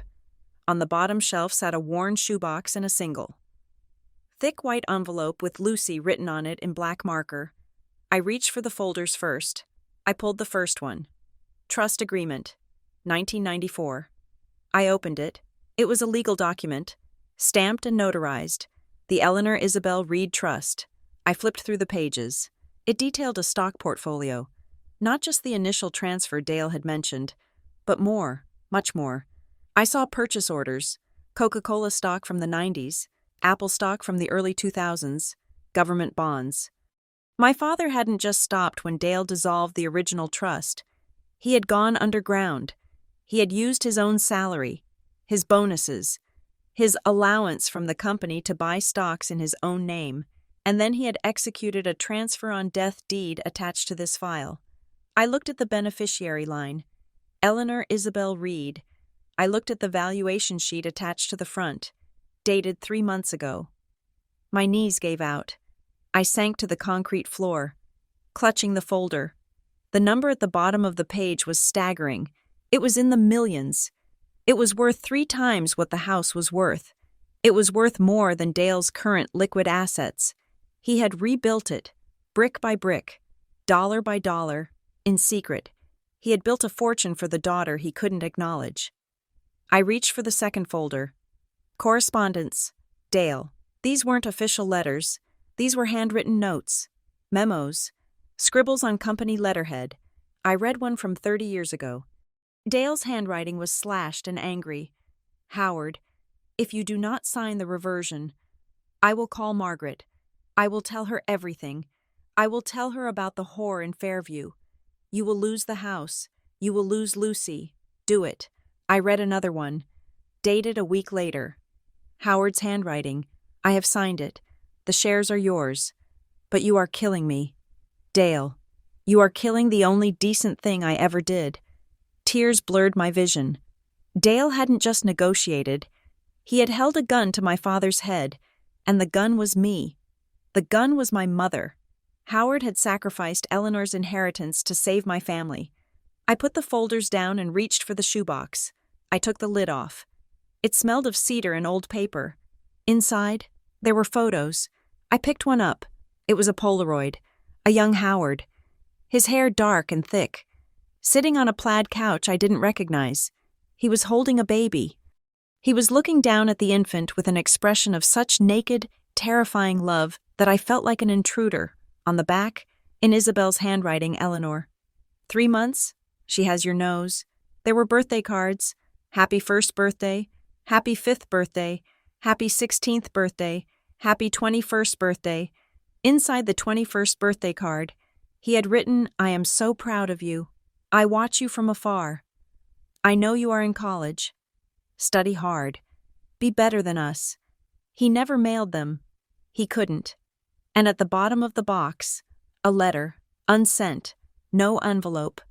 My dear Eleanor, I have failed you in every way a father can fail a child. I have failed to be there. I have failed to protect your name. I have failed to tell the woman I married about you. But I have a dream. It keeps me awake at night. I dream that one day, my daughters will know each other. I dream that Lucy will find you. She is kind. Eleanor. She is like me, but braver. If she finds you, please do not hate her for my sins. She is the sister you deserve, even if I am not the father you deserve. I sobbed, a loud, ugly sound that bounced off the concrete walls. She is like me, but braver. He had bet everything on me. He had bet his legacy, his secret, and his daughter's future on the hope that I would be brave enough to open this cabinet and do the right thing. I wiped my face with my sleeve and reached for the final item, the sealed envelope. Lucy. I tore it open.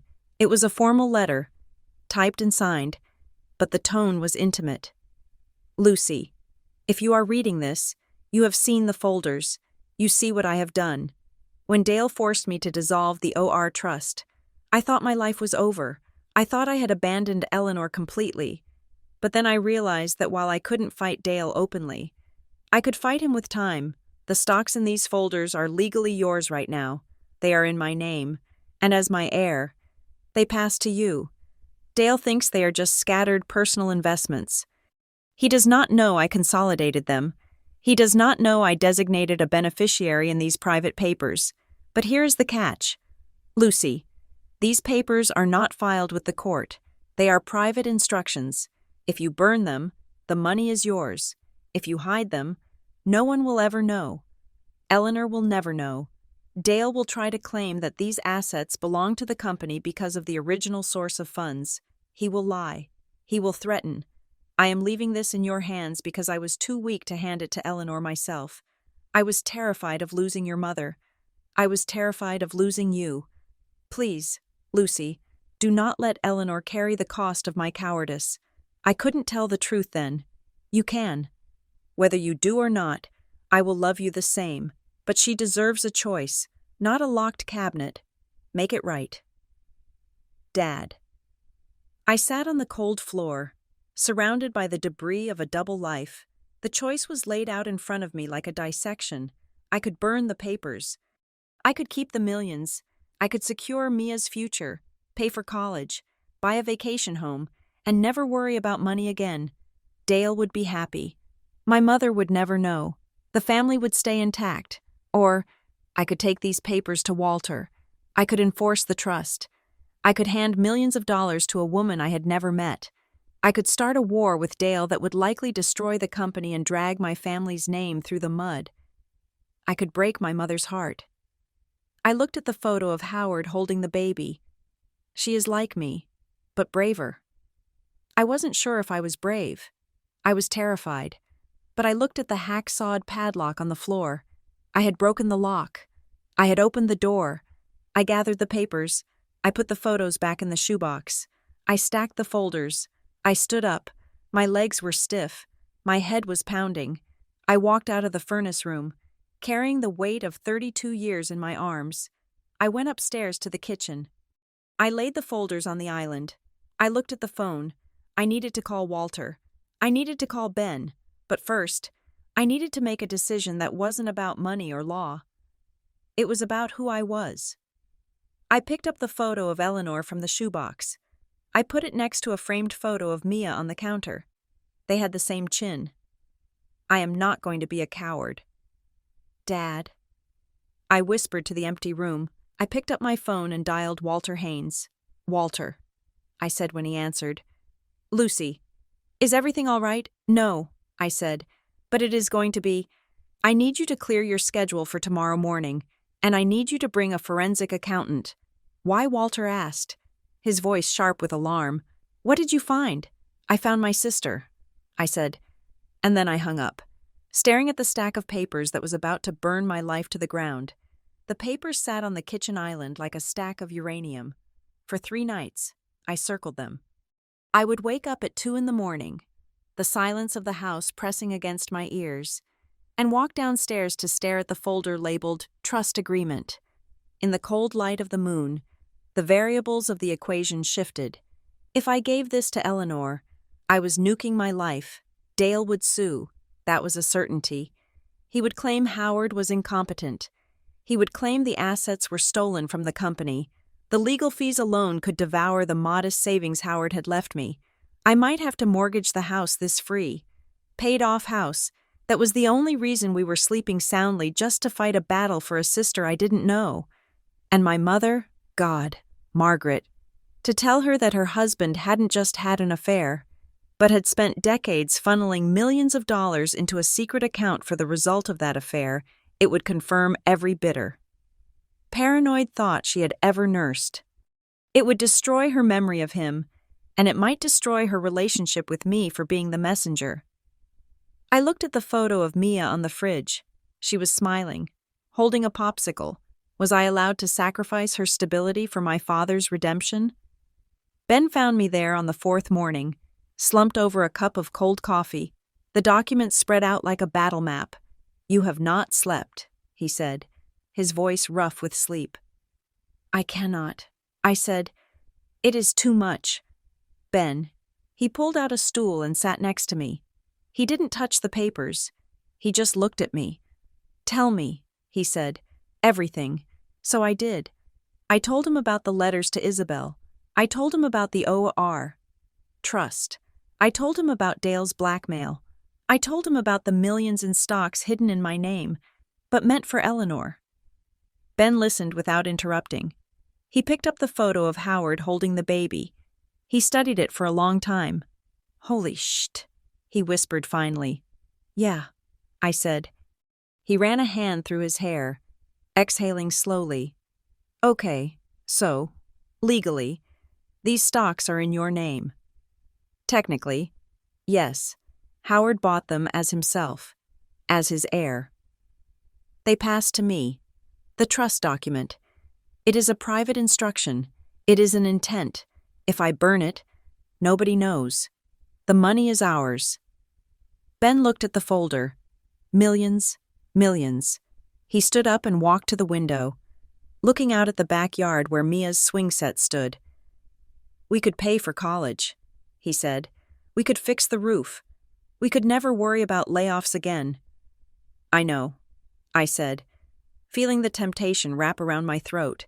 "But," Ben said, turning back to me, his eyes hard, "if that document is valid, then that money isn't ours. It never was. It is stolen goods. Lucy, it is only stolen if I acknowledge the theft," I argued, playing devil's advocate. "Howard gave me the choice. He said, 'Whether you do or not, I will love you the same.'" "That is a hell of a burden to put on you," Ben said. "He is asking you to be the judge and the executioner." He walked back to the island and leaned on his hands. "But look at it this way. If you keep it, every time you buy Mia a pair of shoes, every time we pay a bill, you are going to wonder if you took it from Eleanor. You are going to wonder if she is struggling while we are comfortable. She is a public defender," I said. "She drives a 10-year-old Honda." Ben grimaced. "Yeah, see, you already know." He reached out and took my hand. "We have to do it. Luce, not for Howard. Screw Howard for leaving this mess. We have to do it for us, because I do not want to live in a house built on a lie, and I do not want to raise Mia thinking that family is something you protect only when it is convenient." I squeezed his hand, feeling the tears prick my eyes. "It is going to get ugly. Ben, Dale is going to come for us. Let him come," Ben said. "We have the truth, and we have a really angry public defender on our side, right?" I smiled weakly. "Right. I spent the next 2 days drafting the email. How do you introduce yourself to a sister who doesn't know you exist? Dear Eleanor, you do not know me, but our father was a liar, too aggressive. Dear Ms. Carter, I am writing regarding a legal matter involving Howard Patterson. Too cold. Hi, I'm your sister. Too psychotic. In the end, I settled for something in the middle. Subject information regarding Howard Patterson. Dear Ms. Carter, my name is Lucy Patterson. I am writing to you because I have recently come into possession of some documents belonging to my late father, Howard Patterson. These documents concern a trust fund established in 1994, and they reference your mother, Isabel Reed. I believe this information is important to you. I would like to speak with you, if you are willing. Sincerely, Lucy Patterson." I sent it to her work email, which was publicly listed on the public defender's website. I waited. 1 day passed, 2 days, nothing. "She is ignoring it," I told Ben. "She thinks it is spam, or a scam. She is a lawyer." Ben said, "She probably gets 500 emails a day from people claiming to have secret information. You need to be more specific." So I sent a second email, this time from my personal Gmail account. Subject Isabel Reed and Howard Patterson. Please read. Dear Eleanor, I am not a lawyer, and I am not selling anything. I am Howard Patterson's daughter. I found a shoebox in my father's basement. It contains photos of him holding you when you were a baby. He wrote you letters. He never sent them. I know about the OR Trust. I know my Uncle Dale tried to dissolve it. I have the papers that prove Howard tried to fix it. Please, I just want to show you what he left. Lucy. I attached a scan of the photo Howard holding the baby, with Isabel's handwriting on the back. 30 minutes later, my phone pinged. I can meet you on Saturday, 10 a.m., the Roasted Bean on 4th Street. Come alone.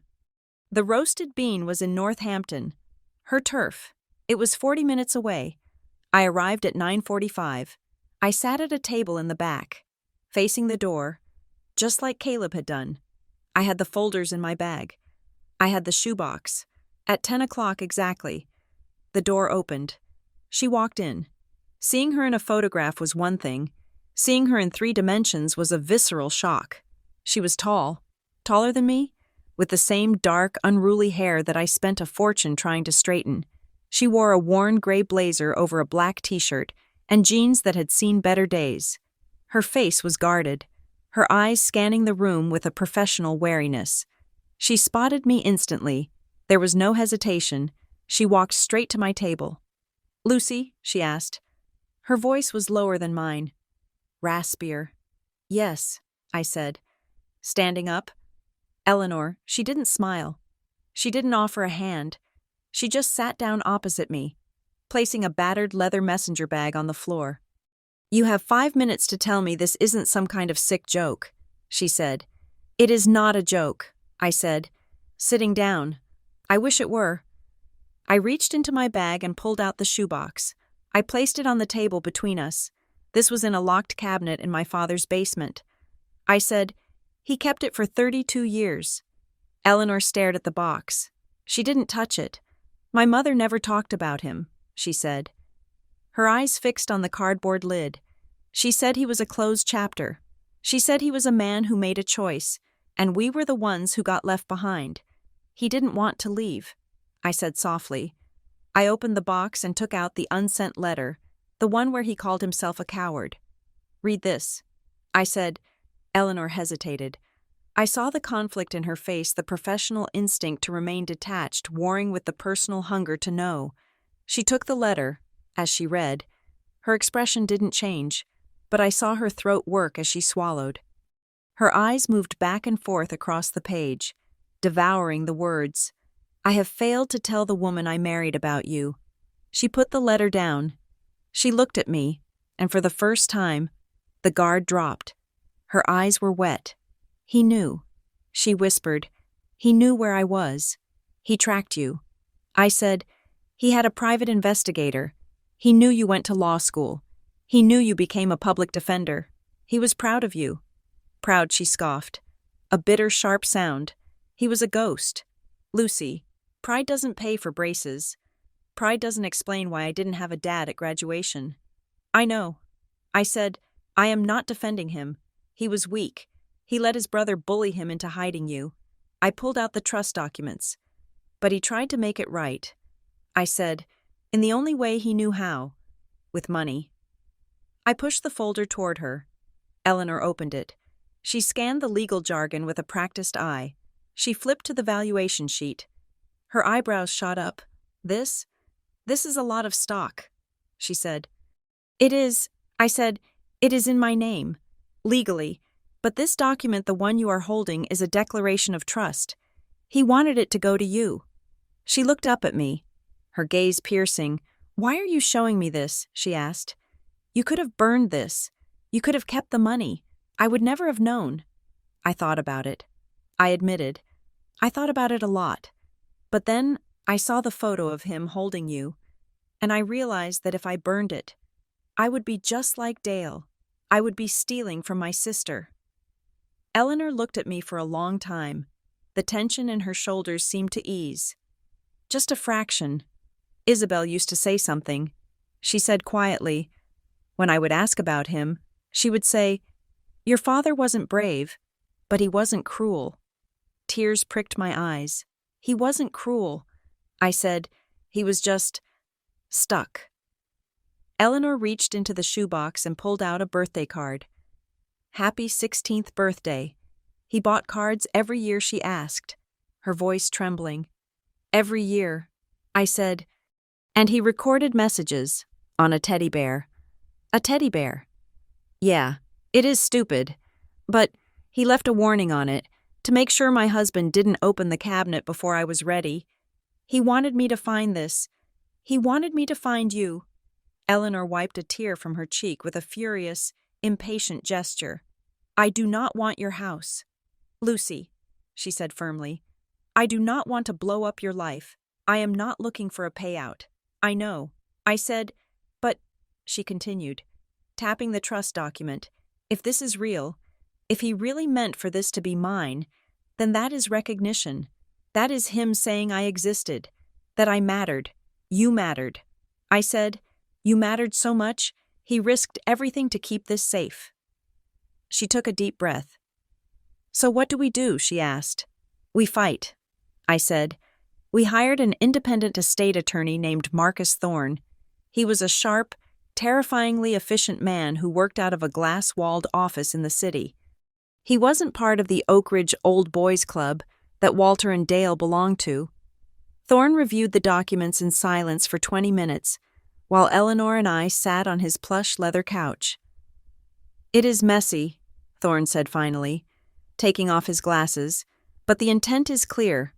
The handwritten declaration of trust, combined with the stock certificates and the correspondence with Dale, creates a very strong argument for a constructive trust." "What does that mean?" Eleanor asked.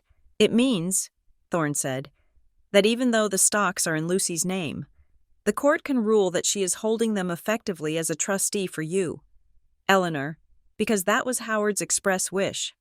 However," he added, looking at me, "Dale Patterson will challenge this.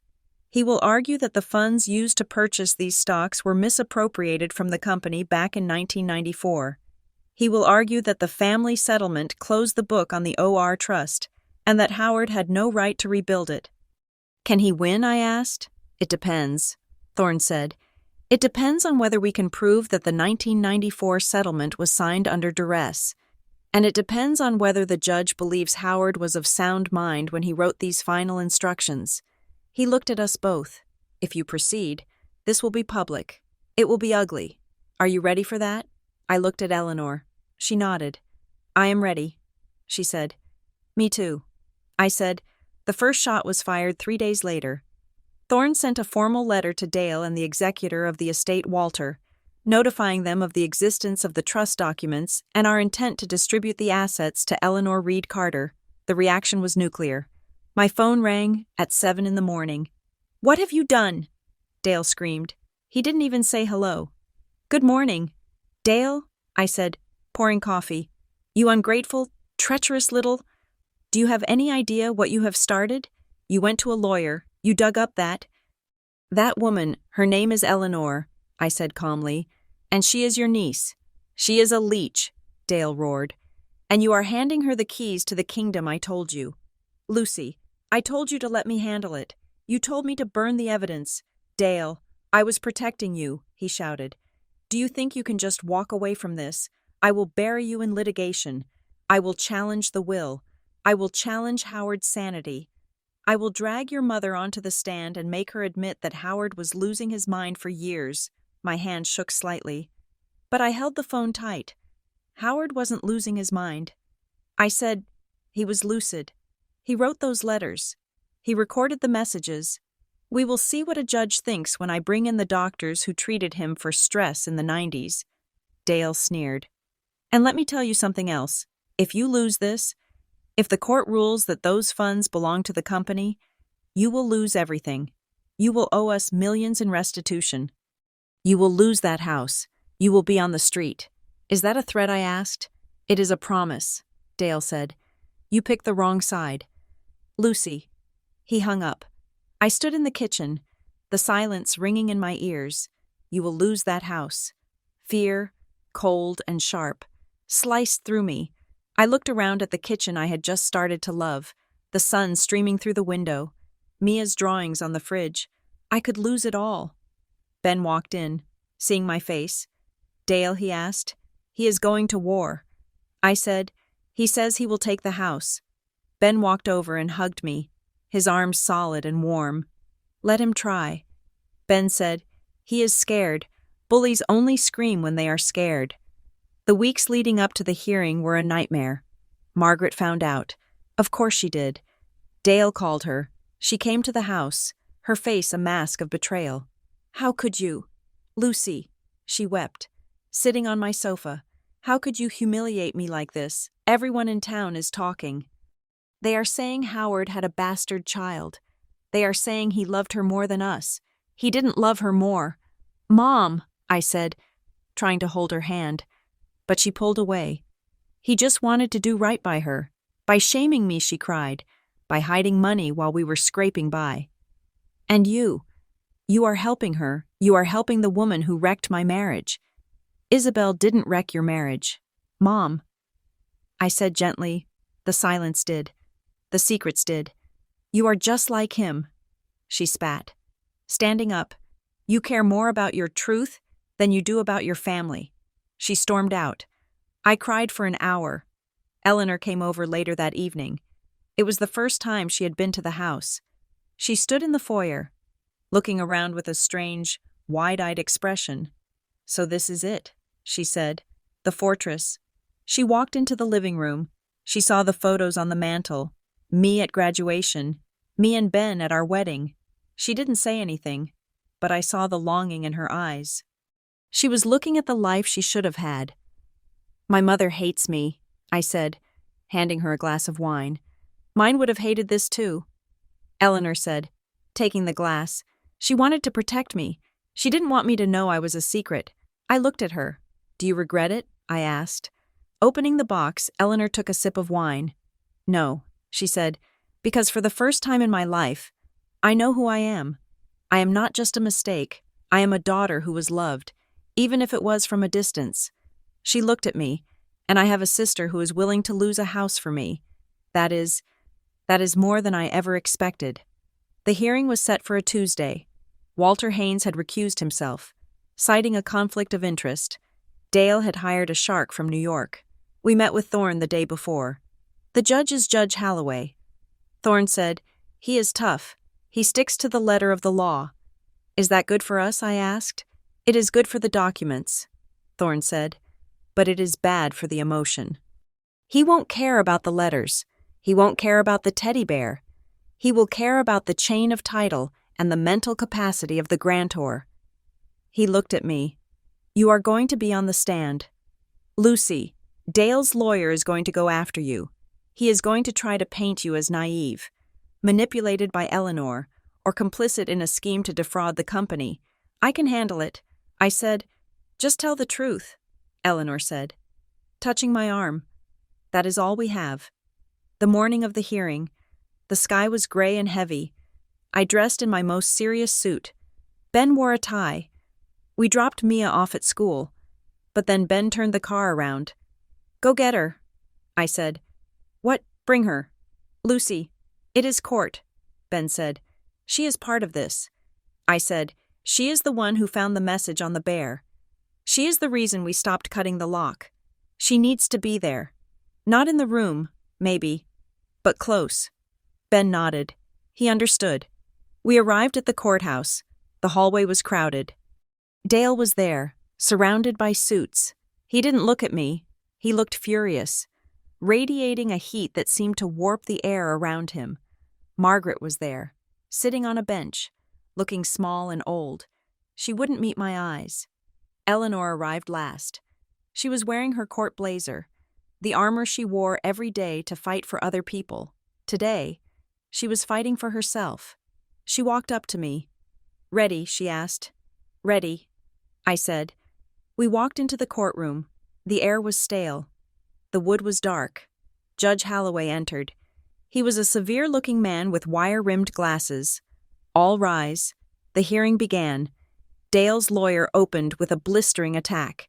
He described Howard as a man in cognitive decline, a man who had been preyed upon by phantom guilt and opportunistic parties. He described the stock transfer as embezzlement disguised as estate planning. Then Thorne stood up. He was calm. He laid out the timeline, the original trust, the coerced settlement, the meticulous rebuilding of the assets. He didn't paint Howard as a victim. He painted him as a man trying to correct a moral wrong. Then, they called me to the stand. I walked up the aisle. I felt Dale's eyes boring into my back. I felt my mother's silence. I sat in the witness chair. "Do you swear to tell the truth, the whole truth, and nothing but the truth?" "I do." "Ms. Patterson," Dale's lawyer began, pacing in front of me. "Did your father ever explicitly tell you, in person, about this so-called sister no?" I said, "So you are basing this entire claim, this transfer of millions of dollars, on scraps of paper found in a basement?" "They weren't scraps," I said. "They were legal documents. And letters. Letters written by a man who had suffered a stroke. He wrote them before the stroke." I said, "He dated them." The lawyer leaned in. "Isn't it true, Ms. Patterson, that you are simply trying to assuage your own guilt? That you feel bad for this woman, so you are giving away company property to make yourself feel better?" "I am not giving away company property," I said, my voice steady. "I am delivering a legacy to its rightful owner." The lawyer scoffed. "Objection." Thorne said, argumentative, sustained. The questioning went on for an hour. It was brutal. They picked apart every conversation, every date.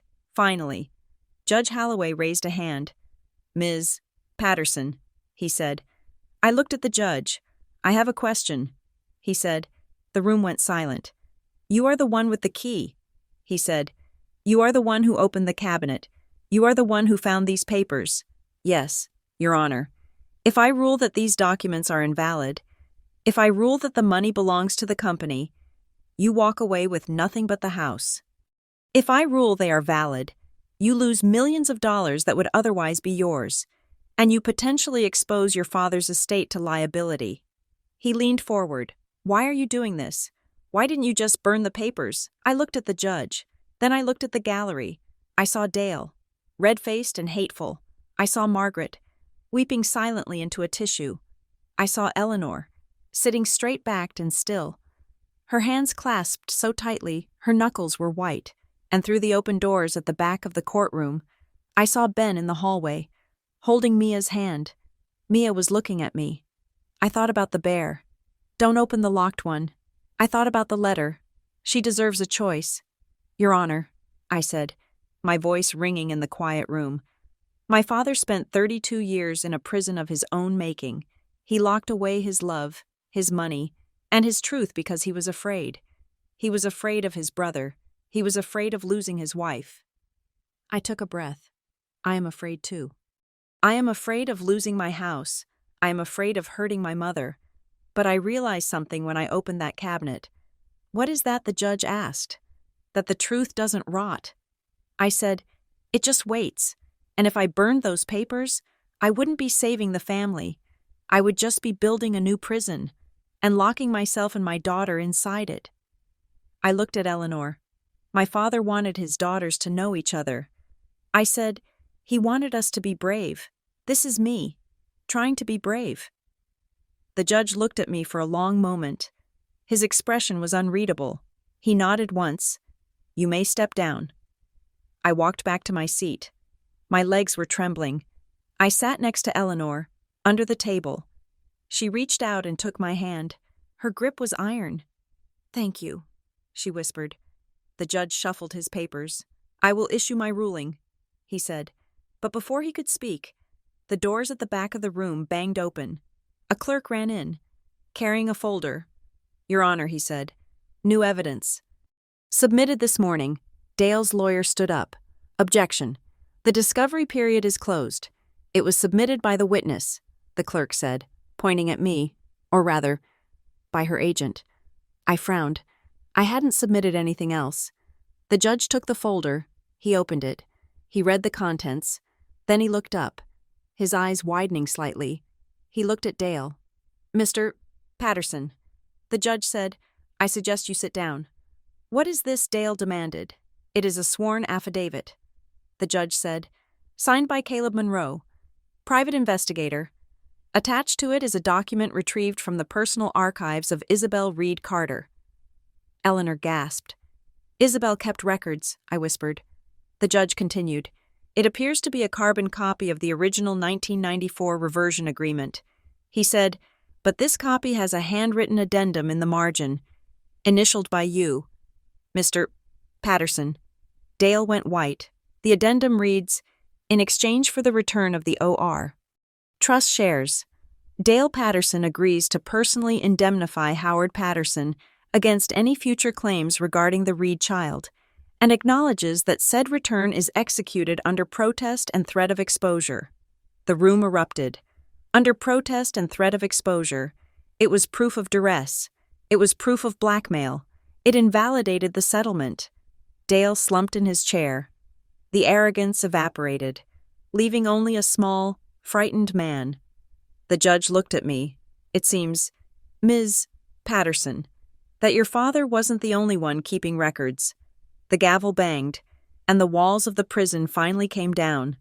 The courtroom smelled of floor wax, old paper, and the stale, recycled air of high-stakes conflict. It was a small probate court, usually reserved for dry disputes over wills and property lines, but today it felt like a gladiator arena packed into a shoebox.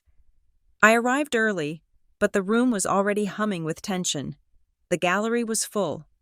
Half the seats were taken by company board members, men in expensive suits who whispered to each other with grave faces, checking their watches. They were there to protect the stock price, not the truth. At the front, sitting at the plaintiff's table, was my Uncle Dale. He looked immaculate, his silver hair coiffed, his suit tailored to hide the slight paunch of middle age. He didn't look like a man who was worried. He looked like a king waiting for a peasant revolt to be put down. Beside him sat his lawyer, a sharp-featured man named Sterling, who had a reputation for shredding witnesses like waste paper. My mother, Margaret, arrived 5 minutes later. She looked smaller than I had ever seen her. She was wearing a beige cardigan that washed her out, and she kept her eyes fixed on the floor as she walked down the aisle. She didn't sit in the front row. She chose the second row, behind Dale, as if trying to hide in his shadow while simultaneously distancing herself from him. And then there was Eleanor. She slipped in through the back doors just as the bailiff was checking the microphones. She wore the same gray blazer she had worn at the coffee shop, but she had ironed a crisp white shirt underneath. She hesitated at the entrance, her eyes scanning the room, the suits, the family, the hostile territory. She didn't move toward us. She chose a bench near the back, close to the exit, sitting alone with her hands folded in her lap. She looked like she was waiting to be asked to leave. I wanted to wave to her, to tell her to come sit with me and Ben, but before I could move, I felt a hand on my elbow. It was Margaret. She had come back to the aisle and cornered me near the water fountain just outside the double doors. "Lucy," she said. Her voice was low, trembling with a frequency that vibrated against my skin. "Mom," I said, trying to be gentle despite the wall of ice that had grown between us. "You do not have to be here. I have to be here," she whispered. She looked around to make sure no one was listening, then leaned in close. The smell of her perfume, lilac, and cigarette smoke choked me. "There is something you need to know," she said, "before you go in there and paint your father as a saint." "I never said he was a saint." "Mom, you think he hid her to protect me," Margaret said, her eyes wet and frantic. "You think I was the villain who would have left him." "I didn't say that. I knew, Lucy." The words hung in the air between us, heavy and suffocating. "What I asked, I knew," she repeated, gripping my arm tighter. "Not about the money, not about the trust, but I knew about the woman, Isabel. I knew about the baby." I stared at her, my world tilting on its axis for the second time in a month. "You knew it was early," she hissed. "We had only been married a few years. You were just a baby." He came to me, looking like a broken man. He tried to tell me. He started to say, "Margaret, I have made a terrible mistake." She stopped, her breath hitching, and I pressed, and I stopped him. She said, I put my hand over his mouth.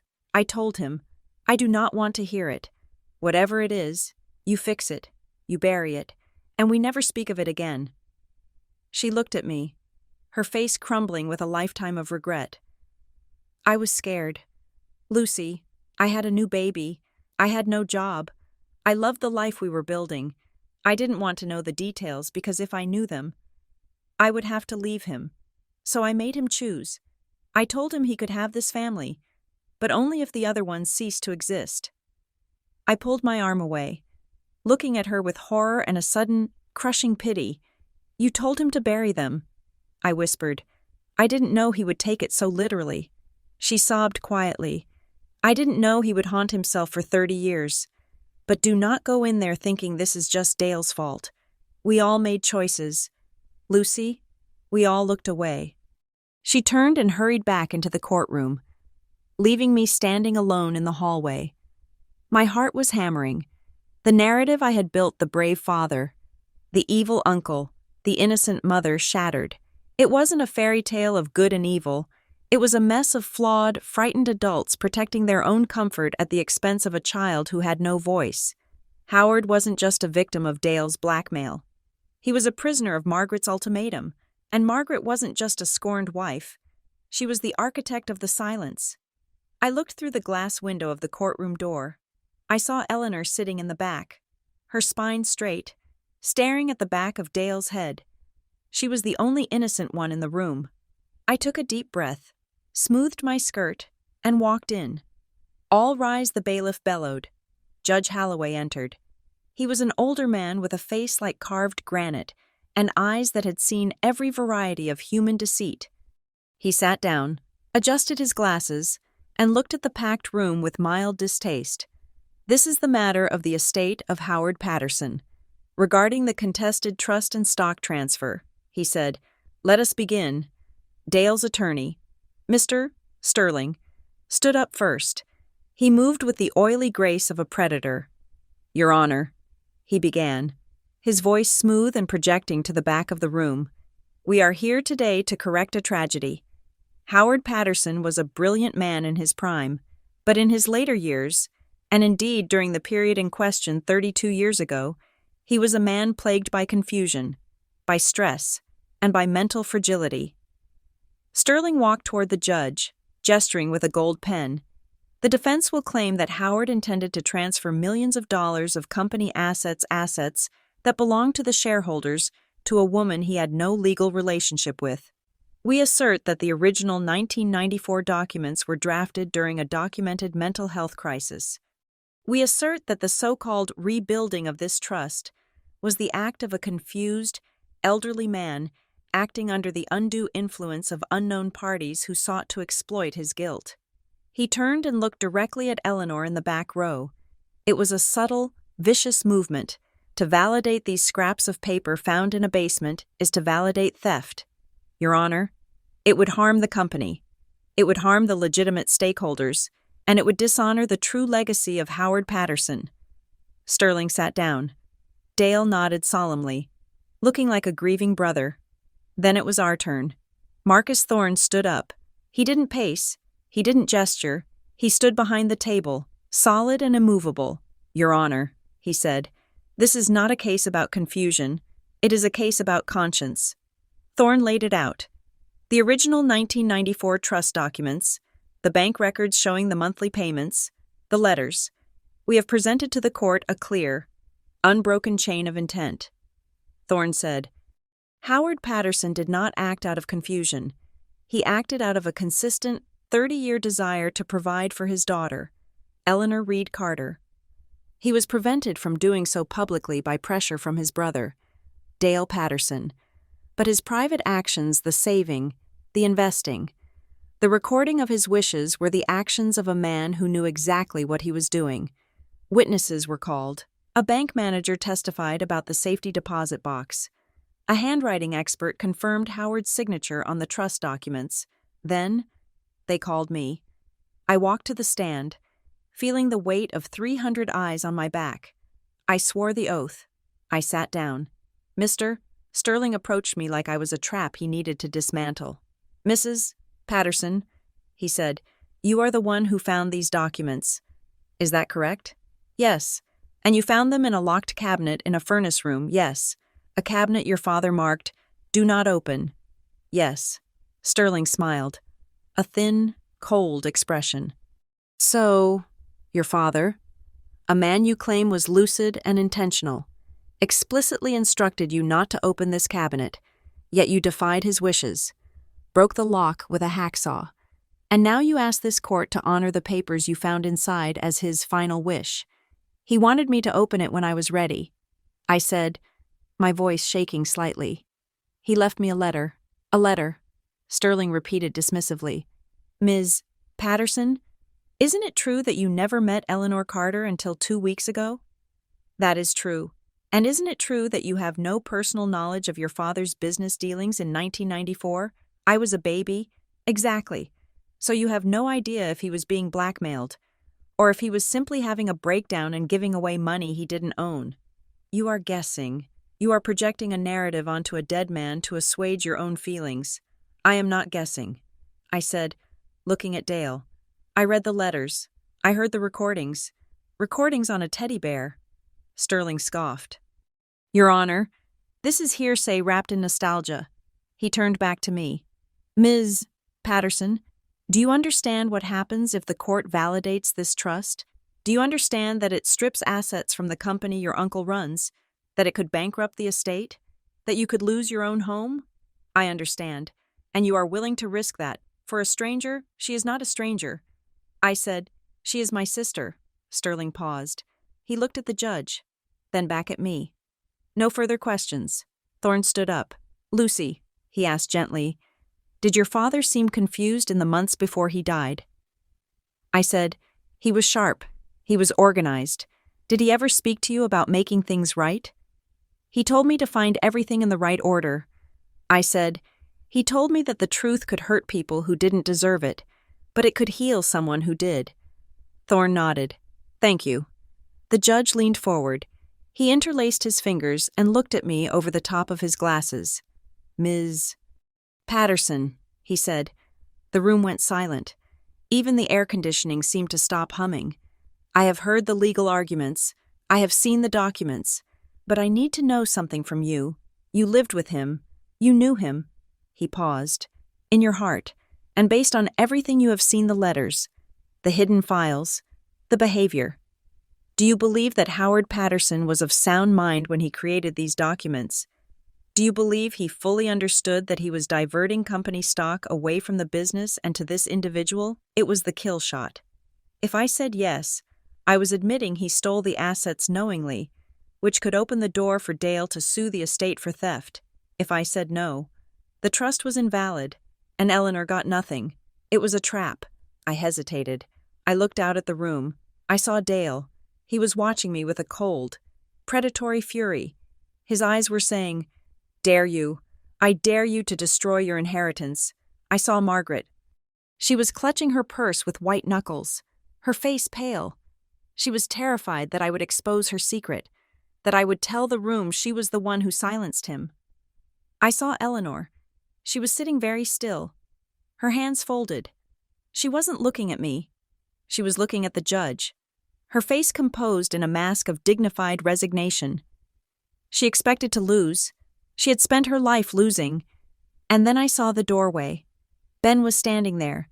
He had stepped out to check on Mia, and now he was leaning against the frame.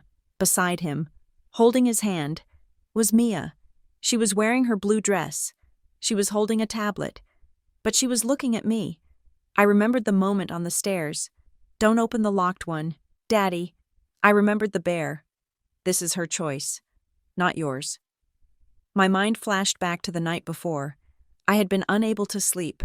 I had gone down to the kitchen, pacing, terrified of the hearing. I had taken the shoebox out one last time, looking for comfort. I had shaken the box, and something had slid out from beneath the bottom cardboard liner. It was a small, sealed envelope, white, nondescript, written on the front in Howard's shaky, late-life handwriting. "For the court, only if Lucy chooses." I had opened it. I touched the side of my blazer now. I could feel the crinkle of the paper in my inside pocket. It was a signed affidavit, a confession. In it, Howard detailed exactly what happened in 1994.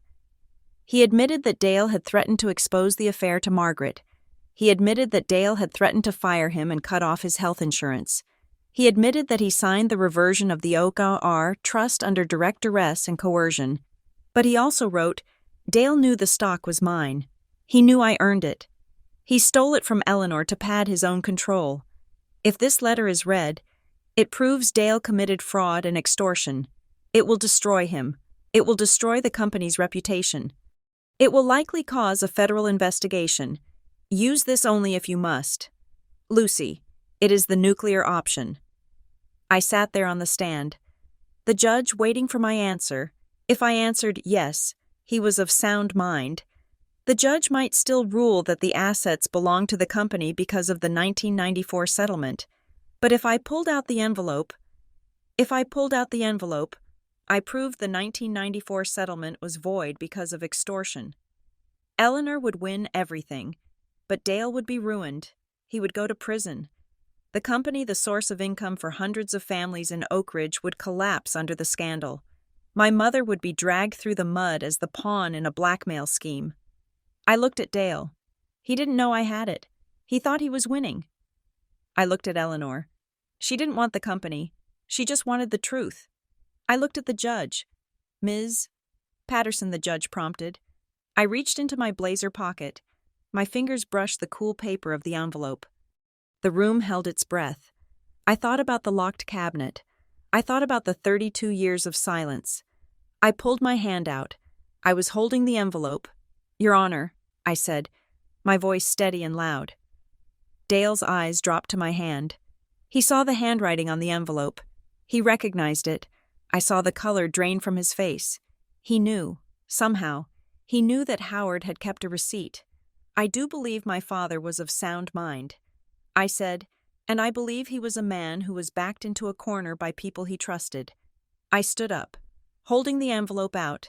This was found in the back of the cabinet last night. I said, it is a sworn statement from Howard Patterson regarding the events of 1994. It explains exactly why the trust was dissolved, and exactly who forced him to do it. Sterling jumped up. Objection, surprise evidence. It goes to state of mind. Your Honor. Thorne shouted. The judge slammed his gavel. Bring it here, he ordered. I walked to the bench. I handed the envelope to the judge. He opened it. He read it in silence. The ticking of the wall clock sounded like a bomb counting down. The judge finished reading. He looked over his glasses at Dale. The look was one of pure, unadulterated disgust. He looked at me. Do you wish to submit this into the public record? Ms. Patterson, he asked. Once it is entered, it cannot be withdrawn. It becomes a matter of public fact. I looked at Dale. He was shaking his head slightly. A mute plea. Don't. I looked at my mother. She was watching me, terrified. I looked at Eleanor. She was watching me with wide eyes. She realized what I was doing.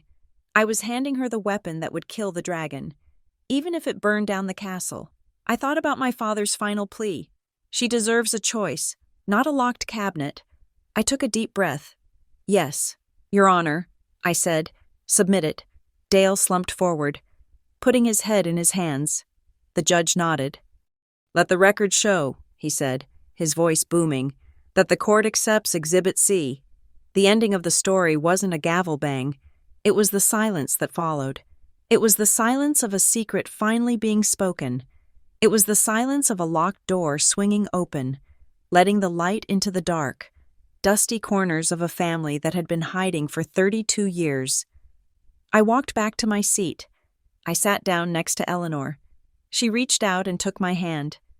Thank you, she whispered. I squeezed her hand back. It is over, I said, and for the first time in 32 years, it finally was. Thank you for listening to, she said, Don't Open the Locked One, Daddy. I hope this story of secrets, betrayal, and the complex bonds of family kept you on the edge of your seat. I would love to hear from you. Please comment below and tell me where you are listening from. Did Lucy make the right choice in the end? Would you have opened the cabinet? If you enjoyed this story, please subscribe to Revenge Stories for more gripping tales of family drama and justice served. Share your thoughts in the comments in English. I read every single one. Until next time, keep your secrets safe or bring them into the light.